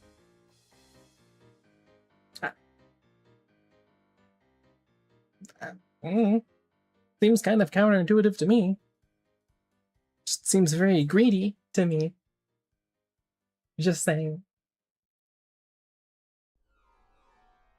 But yeah, so that's a thing. You got like 6 months to get up to 4,000 watch hours over the past year. Or then have to get up to 8,000, which is a lot. If you're wondering, over the last 365 days, I'm at like 230, which is more than I thought it would be. Still nowhere near the current monetization requirements, but I only just started actually streaming more regularly and making relatively regular content, which reminds me, I almost forgot. It's technically in the description as well, you forget. But, new schedule. Either Monday or Tuesday. That one's got some wiggle room because in case I need to like push it back a day from Monday to Tuesday so that I can like finish a video, or just because I need an extra day mental health wise. to like have the energy to stream. And Friday is the new set schedule for stream. Yes. We're back on schedule. It only took like a year and a half or something like that. Don't want to talk about it. Anyway, so that's a thing. Still 6 p.m. because that's just when I can do it. That doesn't mean that there won't be other times that I stream. It just means that I need to focus on actually getting videos done and recorded. And that's only on this channel, which is part of the reason why I want to do like gameplay streams with like Deadlock or whatever, and then turn those into a video, because then also I kind of want to work on the ASMR side of things, which I still need to mess with the hair colors for the model to see what I want to do with it, and then like if I want to like tweak the hair color slightly or just keep it exactly the same. Not super sure. And then the outfit. There's stuff to do on that side of things. And then also I need to create a new background for this channel in general, and also a new background for the thumbnails, and there's a lot of things to do. Which is good. I like having things to do. But I need to make sure not to overdo it as well, otherwise the opposite happens and nothing happens.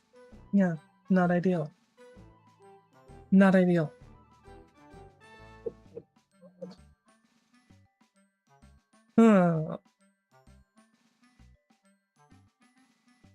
C'est la vie. It's a work in progress.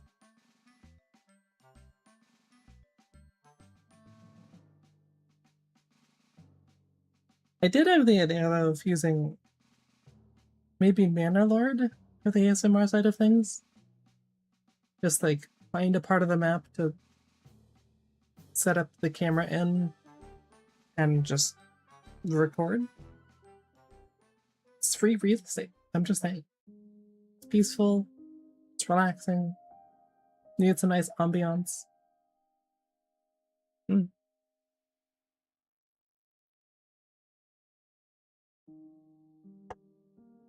course, I still need to think about what topics I want to talk about, but I think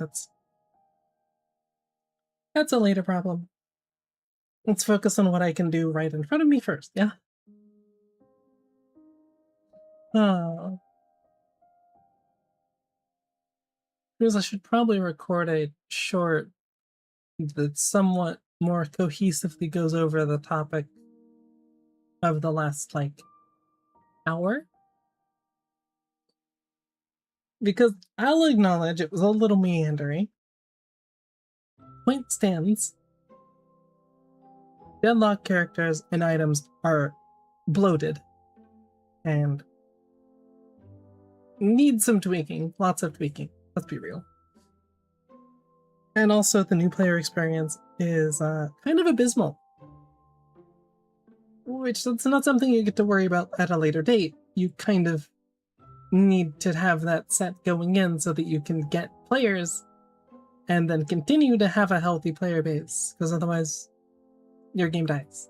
People don't usually give a second chance unless it then explodes again and they go, oh, okay, yeah, I'll retry that. Like League with League Classic, for instance. You got asked to read a book. My condolences.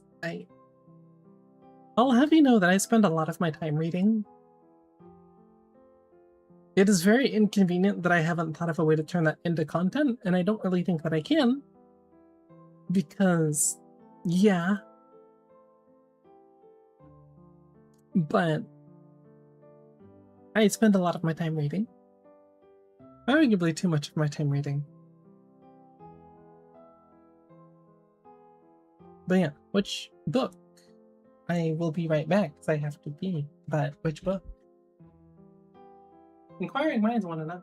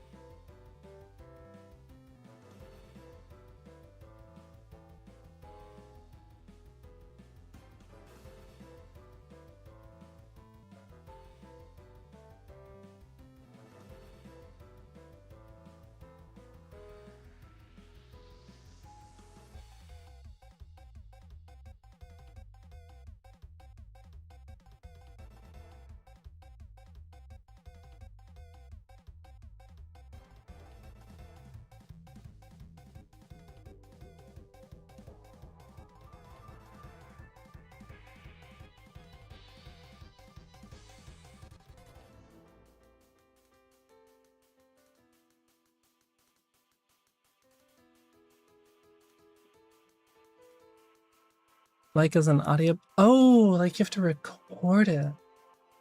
No, that checks out. Yeah, no, that checks out.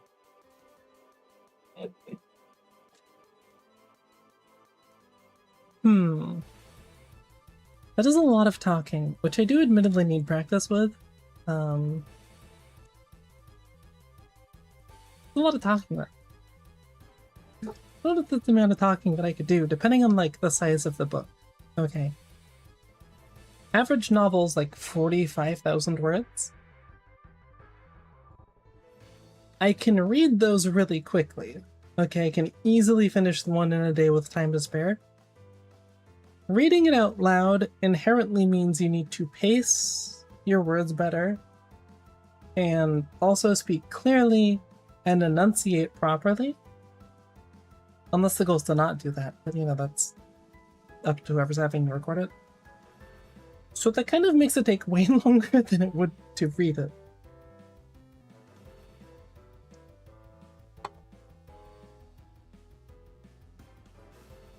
I guess that's what like sessions of recording are for. But like I've been talking for 2 hours now? Yeah. Don't know the name of the sample you got sent was smut. Who the hell is sending you a sample of a smut to read? What?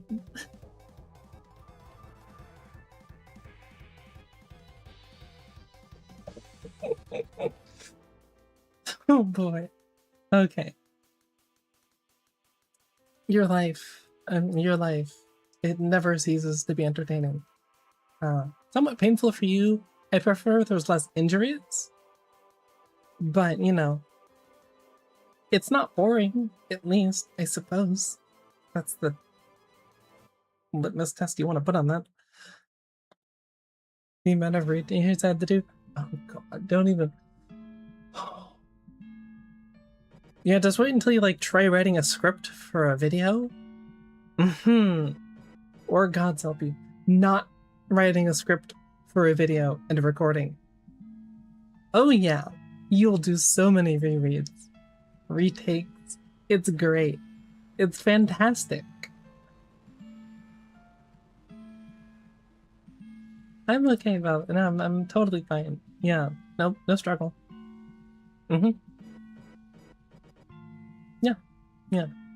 Yeah, so life's good. Listen.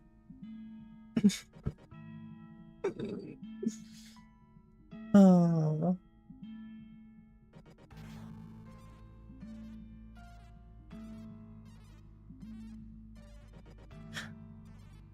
How'd you even get asked to read?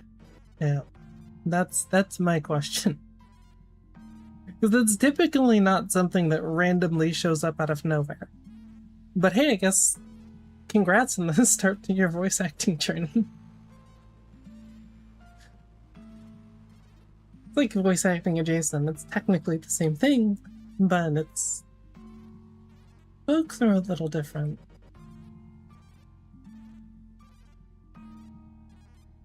A few differences.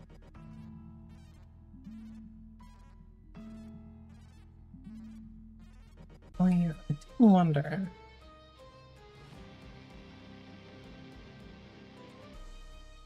I got distracted from Deadlock.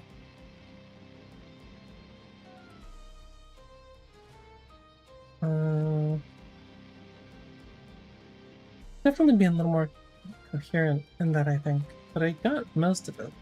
Any questions? Feel free to drop them in chat. But ADHD, I've lost track of what I've like talked about exactly. I know I generally touched on characters and their abilities and items and new player experience, but not the exact wording. Anxiety, ADHD, the fun combo. Have to write the scripts for your Minecraft videos. Yeah.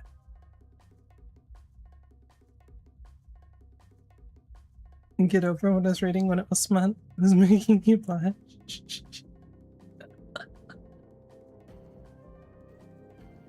Oh. I don't know if I could get away with that on YouTube.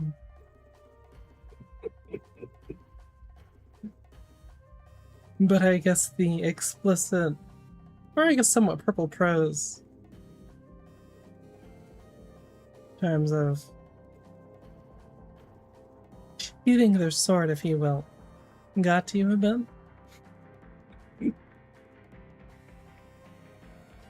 And then you probably have to talk about it like a dramatic tone as well, to like sell the intimacy now.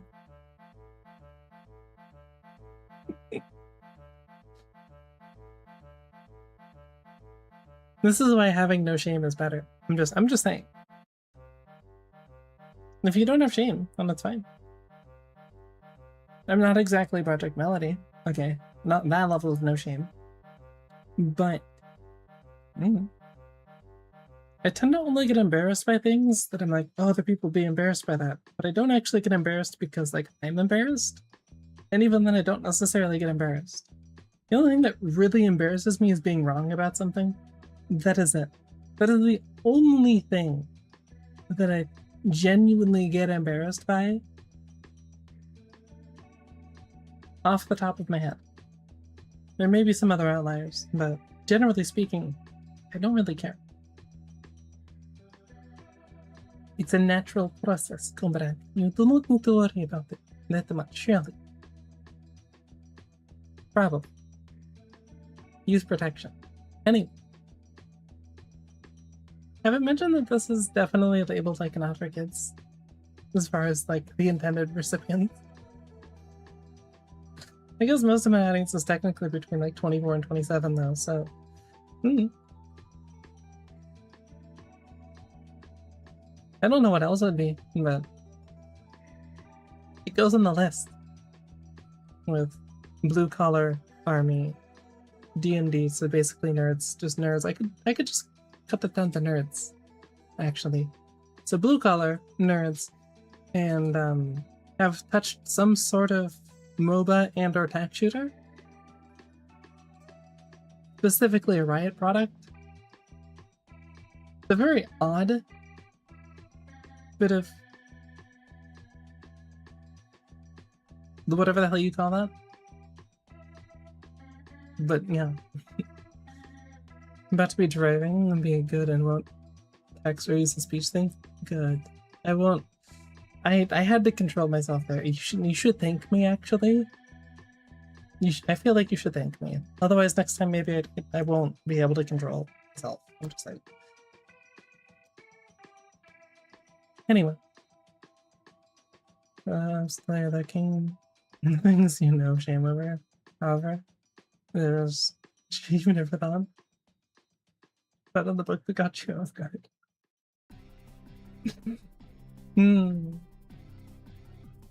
So what you're saying is it opens possibilities in the bedroom.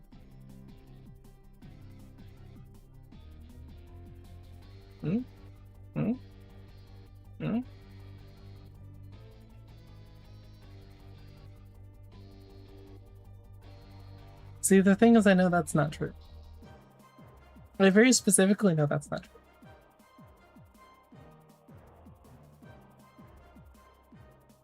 NT though. NT. I'm not gonna give numbers for Ed and no specific reason, but you know. You tried. You tried. Yeah. Not at all because it would backfire if I gave specific numbers. Good luck with the smut though. Never lie about your age to feel younger. It's supposed to be my line, first off. That's like... I guess that's like... modern thinking. Yeah, I guess women can't like... keep a monopoly on that. That's not really reasonable. But you know, stereotypically, that'd be my thing. Yeah. Anyway. Have a safe drive. Why do I look at my keyboard? This is driving me insane. Like, I'm kind of used to it at this point. I think I covered that the bottom row of keys randomly decides to change color whenever it feels like it.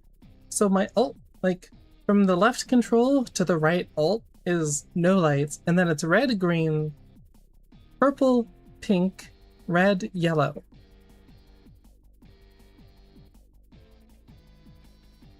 Sometimes it just flashes, so I guess at least it's holding a solid color for the moment. I have tried unplugging it for a long enough to power cycle. I have tried reinstalling the software. I have tried restoring it to default and then also reinstalling the software. It doesn't work. For whatever reason, it's just poor. Don't know. Hopefully I'm not inheriting my mother's tendency to kill technology by touching it.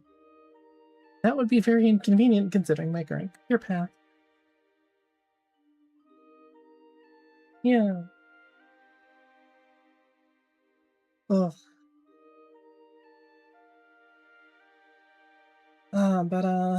Yeah. I said Discord. No. Deadlock. I thought... No, my brain's kind of on the topic of... I guess recording for a book isn't super far off from ASMR.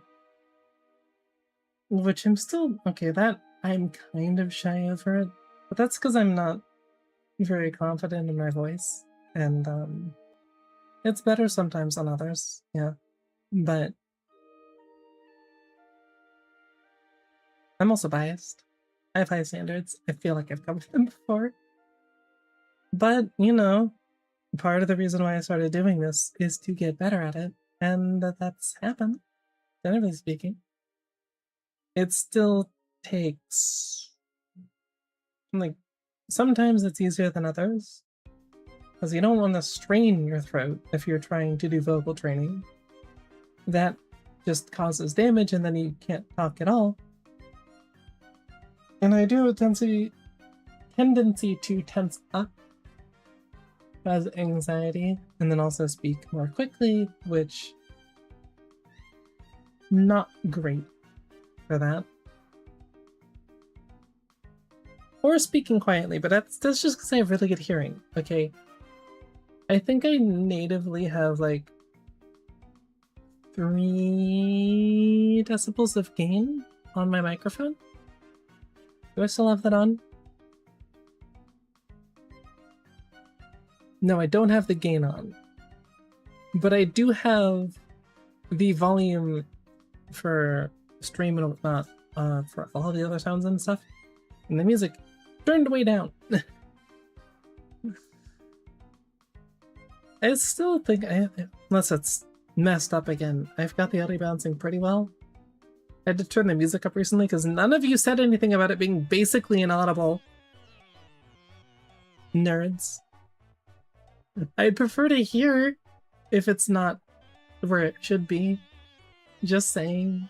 I know a lot of people get, like, offended if you point out something they've done wrong for whatever reason. Like, I don't like being wrong, we've covered this. But I would prefer to know that I'm doing something wrong to just being allowed to do something wrong. I was like, oh no, it's fine, yeah, no, it's great. It's great. Just tell me. Please. Please.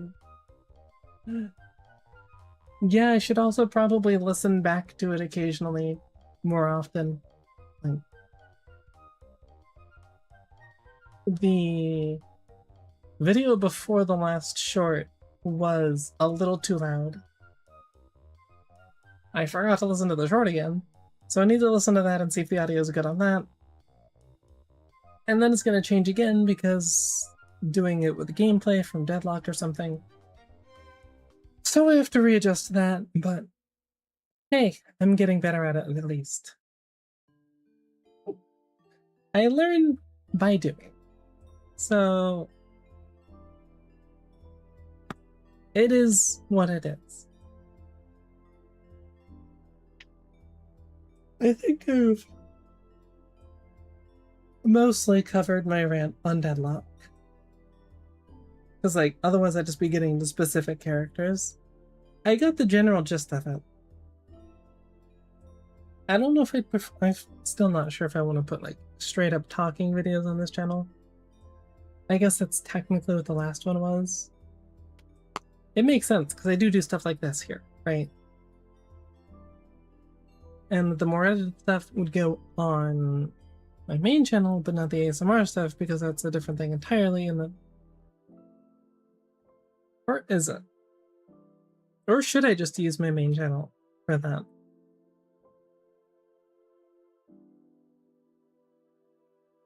Did I like ADHD on it again? Because originally I was going to use the main channel for like gameplay stuff, this for streaming stuff, and then I also was like, okay, well now I need something for the ASMR channel.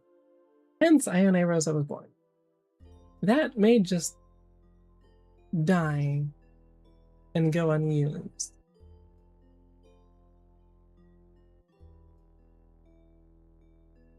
Because I don't know what else I'd use for main channel content. And then even when you get into like planning to do 3D stuff in the future, that is for like ASMR purposes.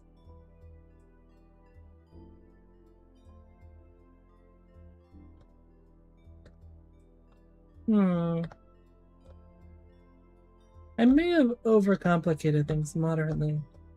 Just, you know, just a smidge. Oh.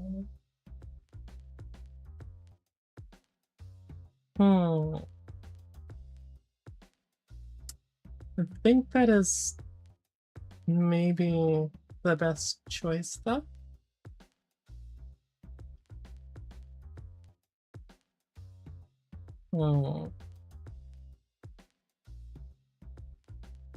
Because, like, this is sort of straddling the line between talking stuff and gameplay, because it's nominally stream content. And then stuff that's, like, stream related.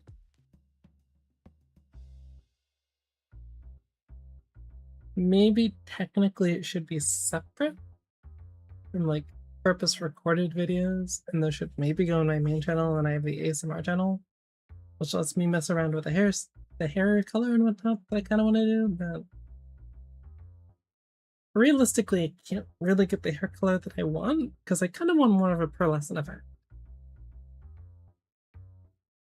Maybe a little more white dominant, but still with, you know, hints of the like blues and pinks and stuff, because I like that.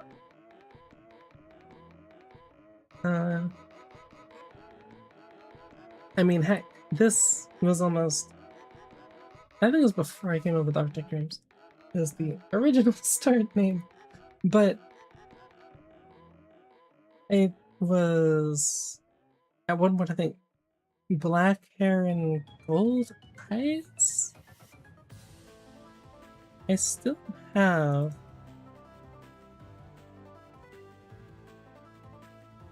no, it was white hair and gold eyes, which you wouldn't think changes it a ton,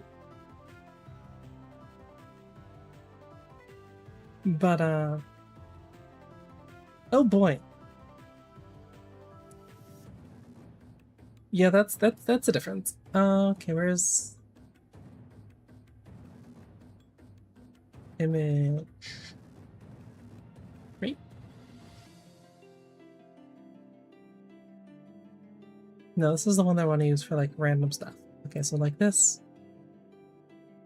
Over to that. Down to that. And then that.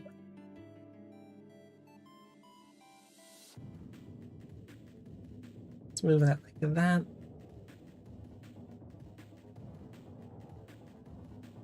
I think that works. I think that works. Why is it a box if it's square? Why is it a box if it's rectangular? Anyway, what was that?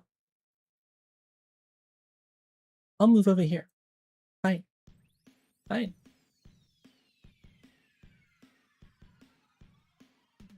Let's make sure. Didn't say anything it's not supposed to. So it's just the model stuff, but yeah. So this is what you almost got. Yeah, okay. It doesn't say anything. I'm not stupid, thankfully.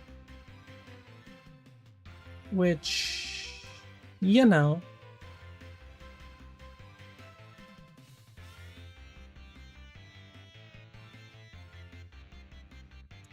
stay with me for a second.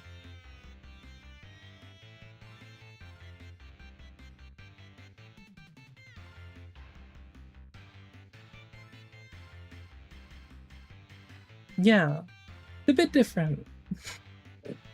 A little bit different. But I don't know. It was a decision. I think at one point I wanted to do purple, because I don't know if I've mentioned my obsession with the Spirit Blossom theme from League of Legends, which is purples and pinks. Yeah. Very pretty.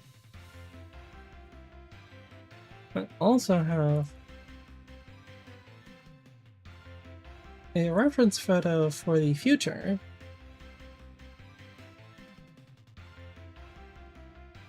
for what I kind of want to use for that.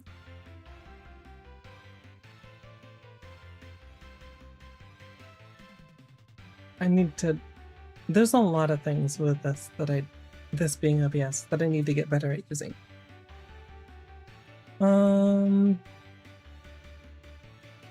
Reset transform. Alright, there we go. Sick. So this. Think like this tree. That's the general gist, but I'm not super sure how to fit that in theme-wise, but I really like it. So some way or another, I'm gonna have to figure it out. So I think I have to go slightly smaller so that I stop permanently cutting my ears off. That's from Musume, if you couldn't tell. Yeah. But, so that's that general idea. And I guess...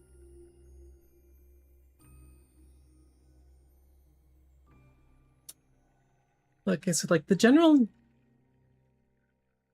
purpose between multiple YouTube channels is think about what you expect from a YouTube channel. When you go to one, you find it and pick it based off of the content that it provides. You tend to have different people and channels for different topics and whatnot, right?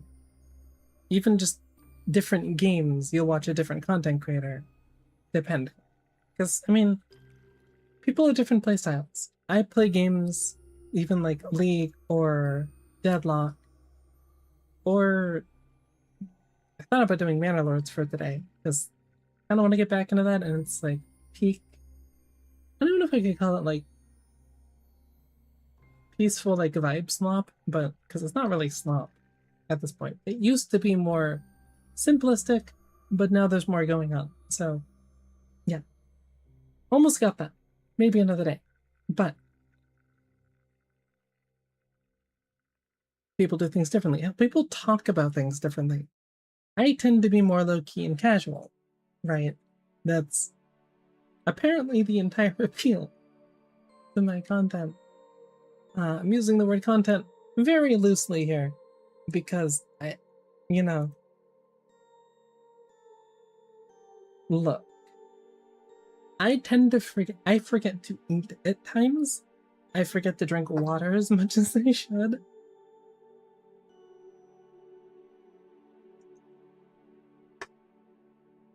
So,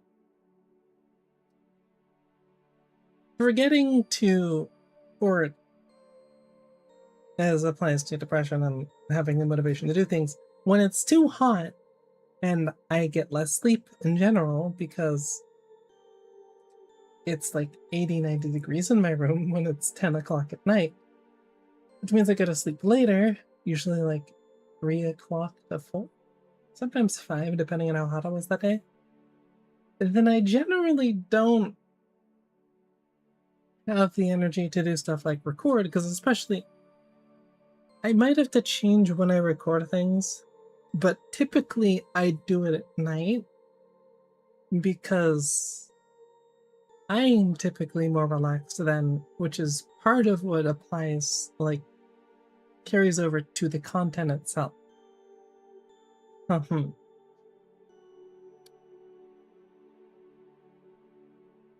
Not that I'm hyperactive during the day or anything, I'm not.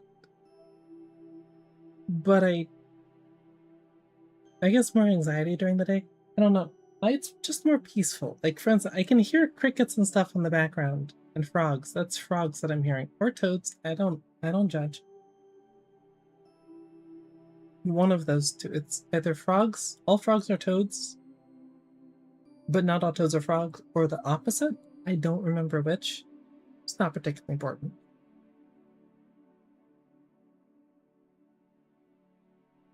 But so that's a work in progress to get back into the swing of doing things constantly, because I think the last time that I constantly had things to do on a schedule was doing community college, which was at least half a decade ago at this point, I want to say.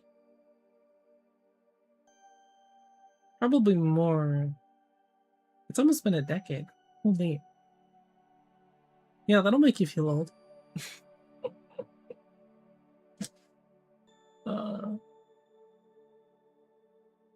Yeah. Not recommended, by the way. If you feel like you need a gap year, take the gap year. Don't listen to the family members who say, no, you shouldn't, because then it gets more difficult. Trust your instincts. Your gut, rather. Instincts aren't always... Yeah, intuition. Trust your intuition. You know yourself better than everyone else knows you, especially if your family doesn't actually pay that much attention and doesn't actually know you. In this case, they did not. Because then it just compounds any problems you're having, like depression, which then gets worse, especially if you happen to be trans, and part of the thing that feeds that is seeing a bunch of other beautiful women and then doing the inevitable comparisons because you're trans, haven't really gotten the transition chemically and whatnot with hormones and whatnot. So yeah, that's not recommended at all. That tends to be a bit of a speed bump in your life and actually making progress and things. So take it from me. Take the time that you need to actually be ready to do the things that you then want to do. That applies to content creation in my case as well, yes. I did slightly rush things because pressures of time. Who's surprised? Oddly enough, you need money to eat food. So. Also, I don't like being useless and not doing anything all day, which, even if you are in a position to not technically have a job, you will find, even as a gamer, after like 2 weeks of not having anything to do, you're just gonna be sad. You'll at least want to have a hobby, right? Playing games all day is only fun to a point. Which is part of why so many people want to get into content creation, because then there's a purpose to it, and it doesn't feel bad to be doing it. Somewhat mitigated because I like competitive games, League, Valorant, Deadlock, CS2 sort of thing.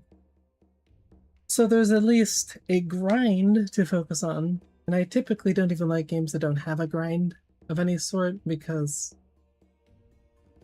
like Minecraft, and very goal-oriented, and there's just too many options. It's part of the problem I have with content creation too, because then, like, you know, wow, let's create a video. Okay, we've narrowed it down to the games that I play regularly. Now I need to find a topic within those games. If I'm not just doing gameplay, which is the easy way technically, sort of, but also sort of fits what I do generally, so lucky there, I guess. But let's say you don't have that. Let's say you talk about things for your channel. You need to come up with a topic, write a script, perform the script.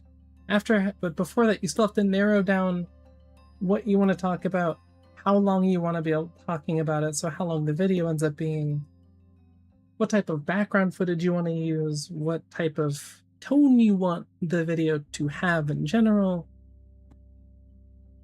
It's a lot. It's not as simple as record gameplay or record video, right?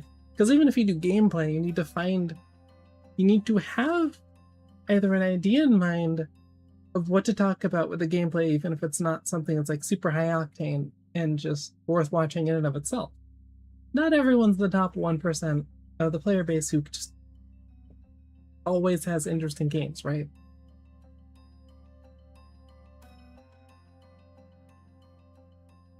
It's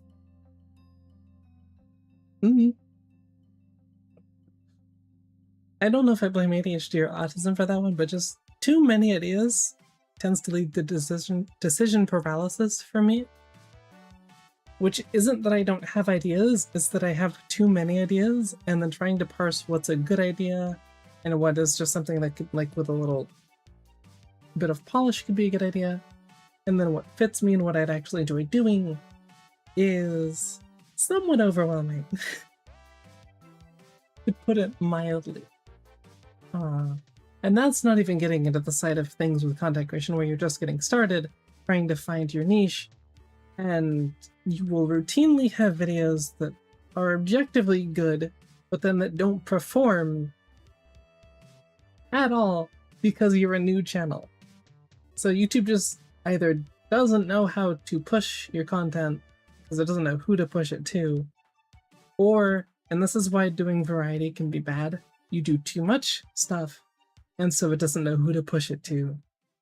Which is part of the reason why it's recommended that you make videos before you stream. Especially if you stream on Twitch, because that has zero discoverability. Because it is literally the top dogs eat everyone else on Twitch. Not ideal. Yeah, Joker, you would. You forayed into content creation. I've technically forayed into it multiple times. In different capacities. First time VTubing though, which is definitely, it's the longest lasting. I wonder why. Gee, I wonder why. This is the first time for the trans woman that I've had like a stretch where I've consistently mostly done and stuck with content creation. Truly, it's a mystery for the ages. It's pretty transparent. And even then, still plenty of speed bumps with the depression and then burnout. Mostly because trying to balance... Okay, so if you don't know, autistic burnout is a thing. Which is basically you will have days at a time where you don't have the energy to do anything, and the answer is literally just actually lay there in bed and do nothing, which I don't do super well with. We've covered me not liking to be... I don't like not being productive, but that's not great. But then burnout just gets worse, and then you get burnout in creativity.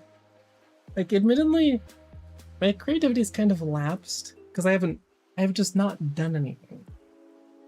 Like, I'm really good at coming up with concepts of ideas, but then coming up with more in-depth, detailed ideas, or like videos, for instance, is something I'm out of practice with. I can come up with like ideas and visions in my head of like pictures of what I'd want to do, but getting to it and making it a reality is sometimes a bit of a struggle. Which is why this whole thing has taken so long. Part of that is the depression, if you don't know. One of the things that you do tend to do to cope with it is disassociation, which I didn't really notice at the time I was doing because you don't really notice that. But it becomes really obvious in hindsight. not great. You put it mildly. Especially in creative things, caring's kind of an important part of it. So just bumbling along isn't going to do the greatest with building an audience or making good content in general. Emotions kind of play into it. That's mostly gone, but kind of too good at avoiding things, if I'm being honest.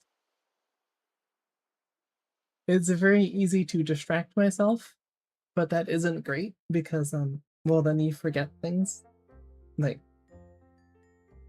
what you're doing. And ADHD is already enough of a problem with that. Don't. Woohoo! Oh boy! Yay! Yay, segues! Woohoo!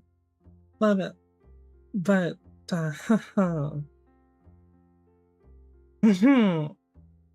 yeah. So, it's a work in progress. It's something to chip away at. It's not something that I can instantly fix like that. Part of it is that I have a lot of interests, like ASMR or games, or just talking about things and dissecting them, whether that be a game or a book, or less so politics, because politics just inherently get heated and also people don't usually listen, unfortunately, because I like debating. That'd be a cool thing to set up at some point, but that would require talking with people to do collabs, which is shy. Is shy, to put it mildly. So yeah. Mm-hmm.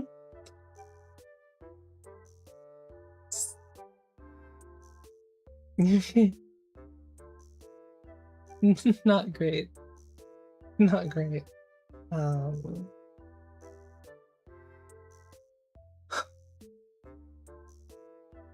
Truly, starting VTubing like 2 years sooner would have made this so much simpler, but hey, I've never liked doing the easy thing or taking the easy path, so woe is me, but here we are. Making progress, little by little. I still think that the ASMR side of things is probably going to be more productive, simply because of that's just something that I'm naturally inclined towards. I talk softly, I tend to be more low-key and low energy. Yeah, okay, I sort of have to get closer to the mic, but that also benefits ASMR a lot. And also there's just the quality of my voice and how I naturally speak, which lends itself to that.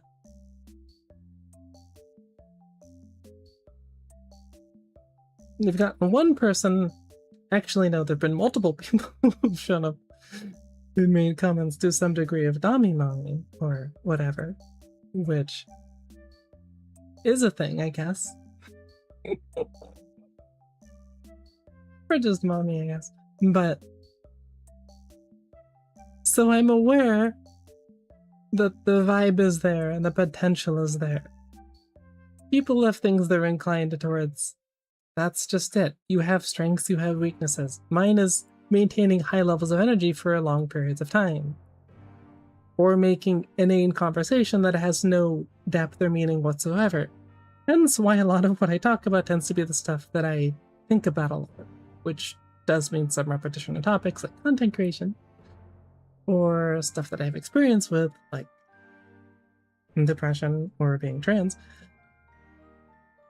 but also content creation. But I don't know, I don't like talking about things that don't matter or that I don't have a basis on to talk about with some authority. Not really like wasting your time, hence why I don't have a Patreon set up, because, I mean, sure, it could be earning like pennies a month just because there's definitely some of you who would donate to that. But I don't like the idea of just taking money for taking money.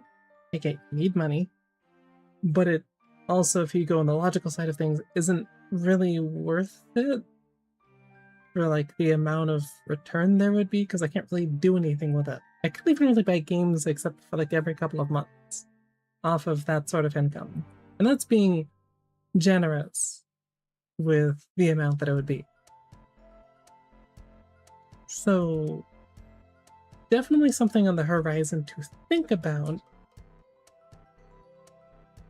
but I'd need to come up with ideas of what would be worthwhile. Because like I've thought of, for membership stuff, like what, movie nights or whatever, because I can't really monetize any video that is having to do with like watching a movie or whatever, even without the movie being on screen.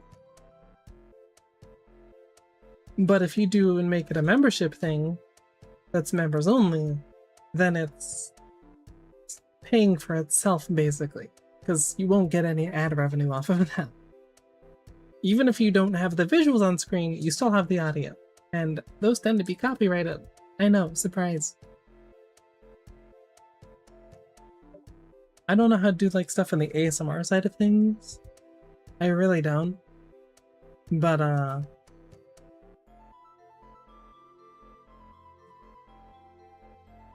don't know.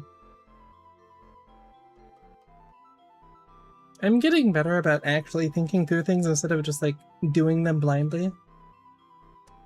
So going in with an intent instead of just, hey, I'm gonna stream today, for instance.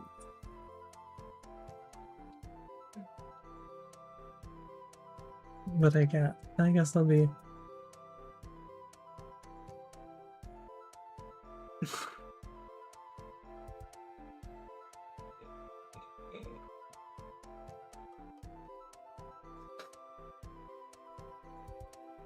I'll have to ask Jokers if okay with it being shared.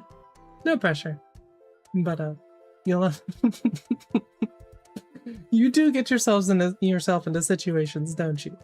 That's yeah, that's different.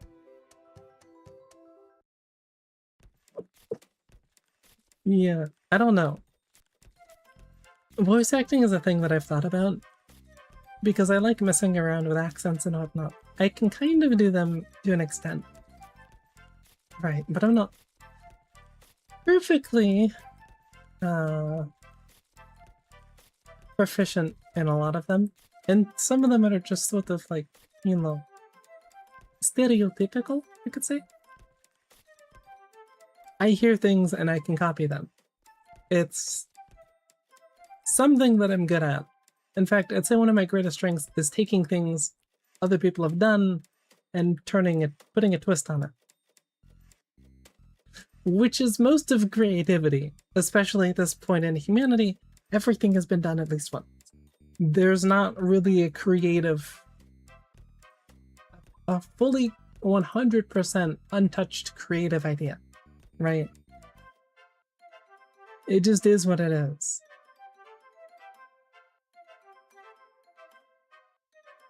But I don't think I'd want to do like... I do...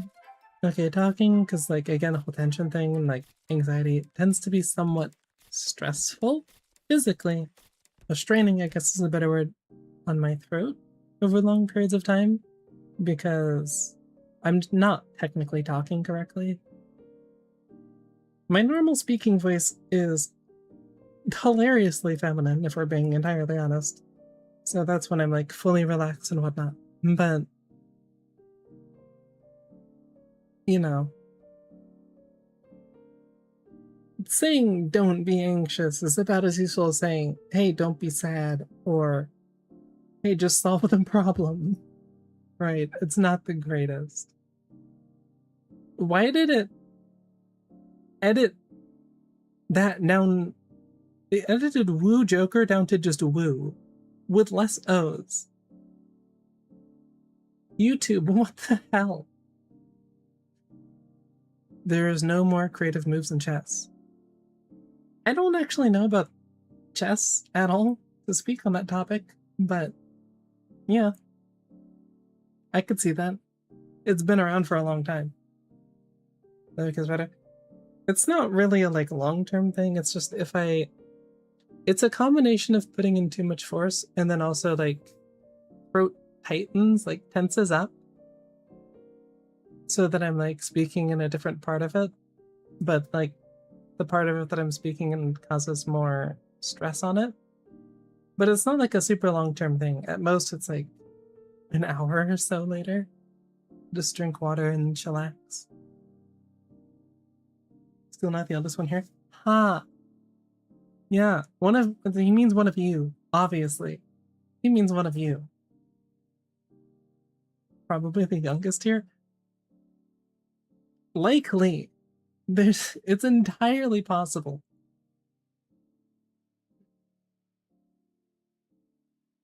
Again, most of you are rather quiet, so I don't actually, and I'd also tend not to pry for information. Alright? I tend not to pry for information. Because I personally am a very private person. Okay, like, I don't even really like talking about stuff in public. Because, not that, it's not even really me feeling bad about, like, in private and being private. I feel bad talking about it because then it, like, inconveniences other people as part of it, but also, like, kind of shy. 18. Everyone's under cocaine age, but anyway. You can't prove that I'm the oldest. Okay, first off, you don't know how old I am.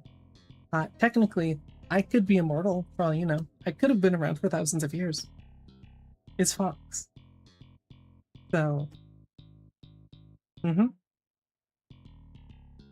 I overshare when I start talking. Same, bestie, same. Oh, I don't... Okay. I typically know what most people would be comfortable with in terms of what to talk about, but I don't actually have a filter beyond that. If I cared less about not making other people uncomfortable, oh boy, these would be interesting streams.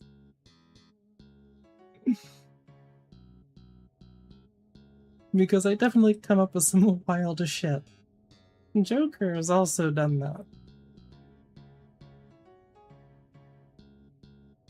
Oh boy.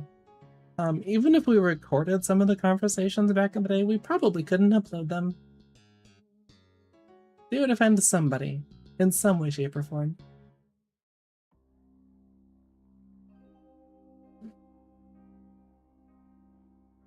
Everyone should like prodding at people. I like prodding at people. People always say you're too blunt. Yeah. I feel that. Look, all I'm saying is I'm aware, I have a short about this, I'm aware that if a girl, like your girlfriend or whatever, asks if a dress makes her look fat, the answer they're fishing for is no. But in my mind, because autism, you would just say what's true, because obviously you'd want to know the answer, right? So...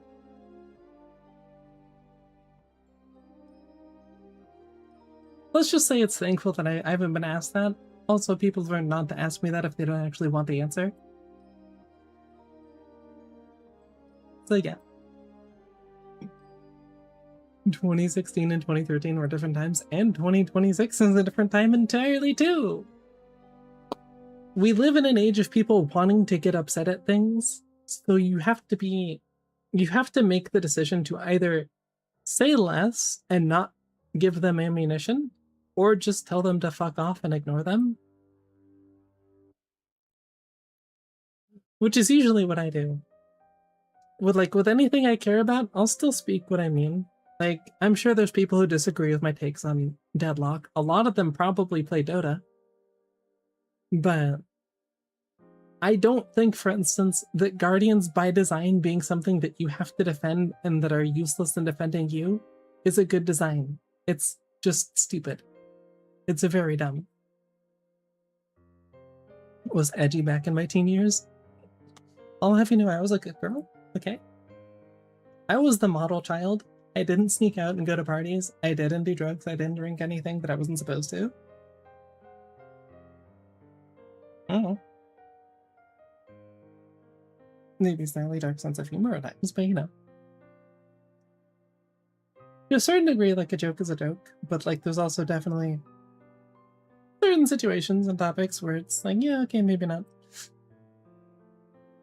We all grow older and mature though, part of life. I'd argue that I technically haven't gotten more mature. Which is more of because I got more mature earlier. Which has its ups and downs. Yeah, I didn't have a wild youth, but I'm okay with that. Our moral compass minus the dark humor. Look. Sometimes you have to tailor the jokes to the audience, and sometimes the audience is Badger and Heavenly style, and sometimes it's Hollow Live style. Those don't mesh super well. That's all I'm saying.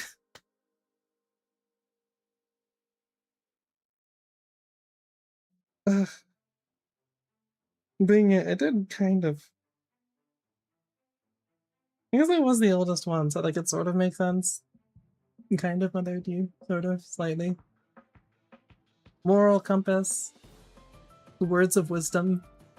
Like, hey, maybe you don't need to stick your fingers in a mousetrap. Just saying. Didn't stop you. But, you know. I tried. We're the oldest. I'm between us two, and I guess you. I'm the oldest, but like, I don't... Okay. I don't have it set to where I can see how many people are watching, specifically so I don't think about it. So technically speaking, there could be someone else here who's older. I'm just saying.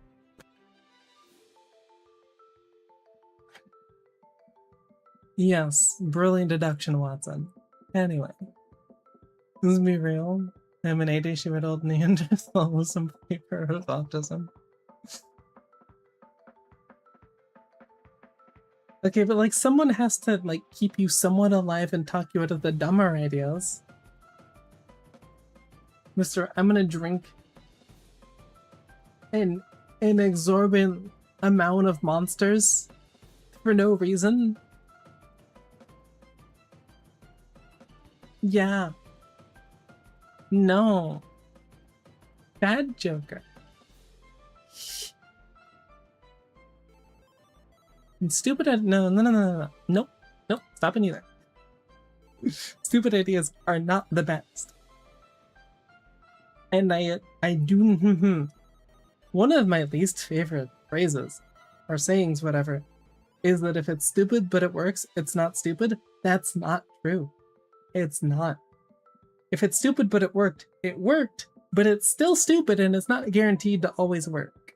Okay? I'll bite you. I'll do it. Don't tempt me. I am not above punitive measures. I did that with an almost heart attack. Yeah, now imagine if you tried that like 3 years older than you were. The powers of youth compels you.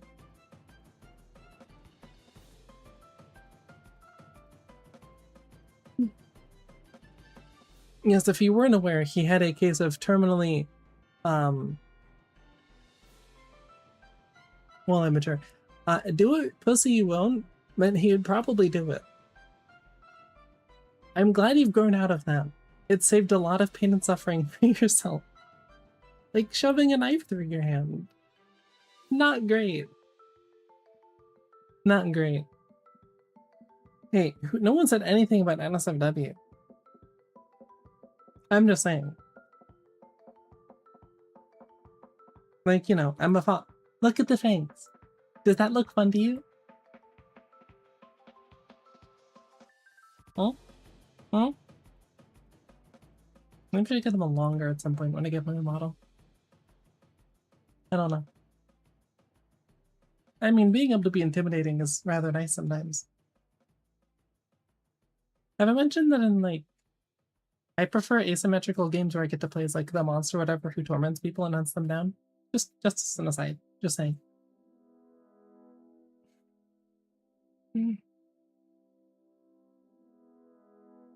To some people don't, I mean. No, it wasn't the... Allegedly. Right. Not because someone said that you wouldn't do it. Yeah. No. Definitely not.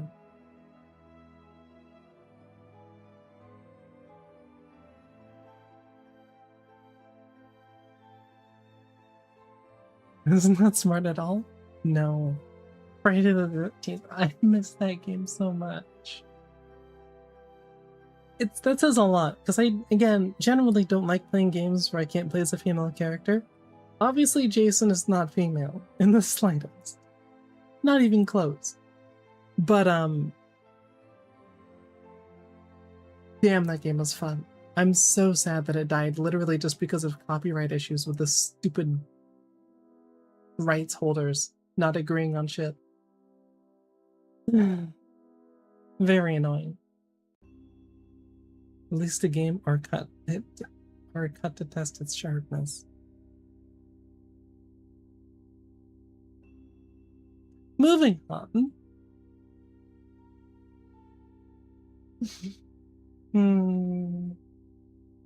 I hope they make another one. I need a good asymmetric game in my life. Evolve doesn't...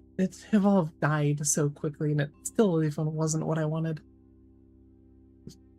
No one plays Left 4 Dead 2, so good luck trying to get into a game out of that as the special infected. Dead by Daylight is dog shit, and I'd argue nobody should play that game until they bother actually caring about, you know, half of their player base instead of catering to one over the other.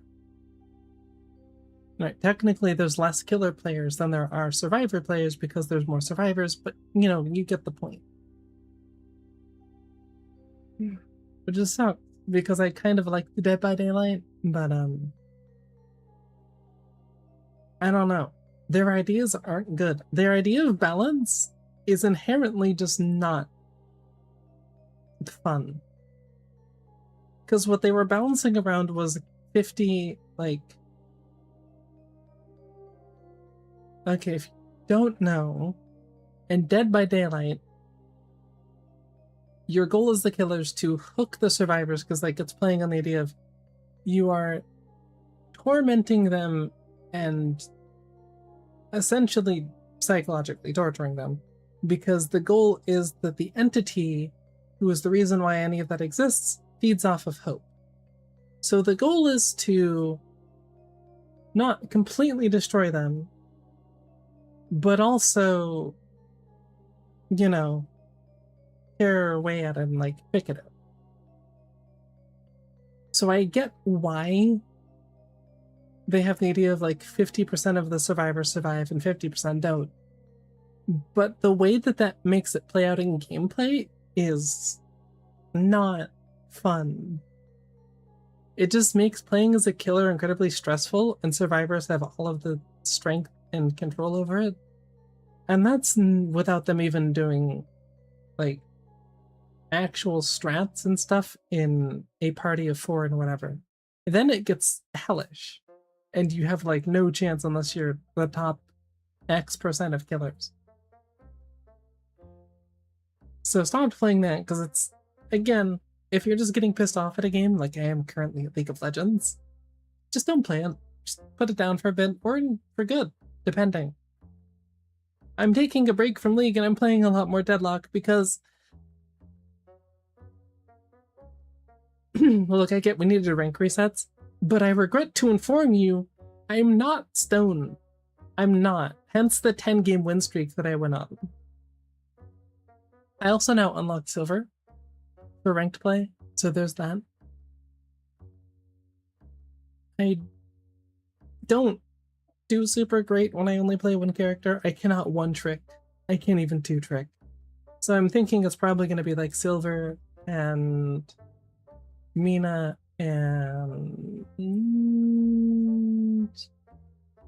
who else was Inferna? Seven. Let's be honest. If I want to win a game of Deadlock, I'm just gonna play 7. That's just what you do. You play Infernus. Oh, 7. You play what's her name? McGinnis. Or you play like Graves. And if you just side lane and don't care about team fights for like 20 minutes, you'll scale it to the point where you're just an unkillable god. I don't like that playstyle because, as I said earlier, I prefer being more aggressive. Okay?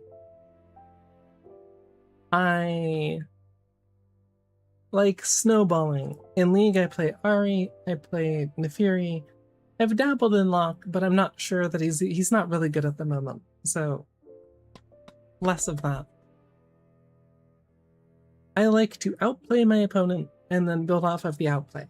That's my play style. So 7's not super fitting, although he's 7, so he kind of can just do that because reasons. But I mean, Mina's arguably more scaling as well. Of those that I mentioned, Silver is really the only one that is snowbally. She doesn't farm super well, obviously, if you know the game at all. She has a shotgun, and it doesn't do great on the minions, and it does even worse on the jungle camps. So, yeah. You basically need to farm your opponent, but I also kind of suck at keeping track of their rage. So I really wish you could just choose to not have your ult go off, but I get why you can't do that. It's... yeah, I get it. Alright, fair enough, but I need to get used to that mechanic. That said, I do like... okay, how my games typically go on Silver is I get ahead because she's kind of disgustingly broken early. And then I don't really know spike points though. So I either get cocky or overconfident and then make a mistake and die. And then there's a big swing in souls, especially early in Deadlock, if you die while having more and being ahead. Which I need to remember.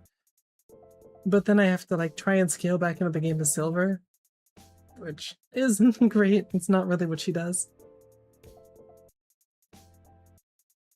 So yeah. That's a thing I gotta do.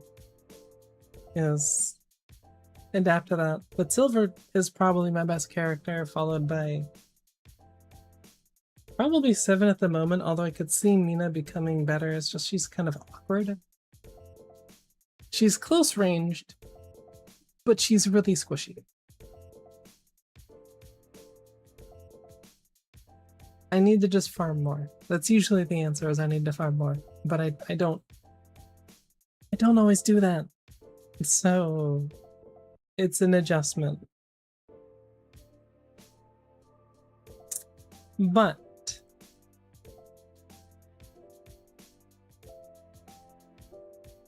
I'm getting kind of hungry, and I haven't really warmed up to the idea of eating on stream, partially because, like, what the hell am I gonna do?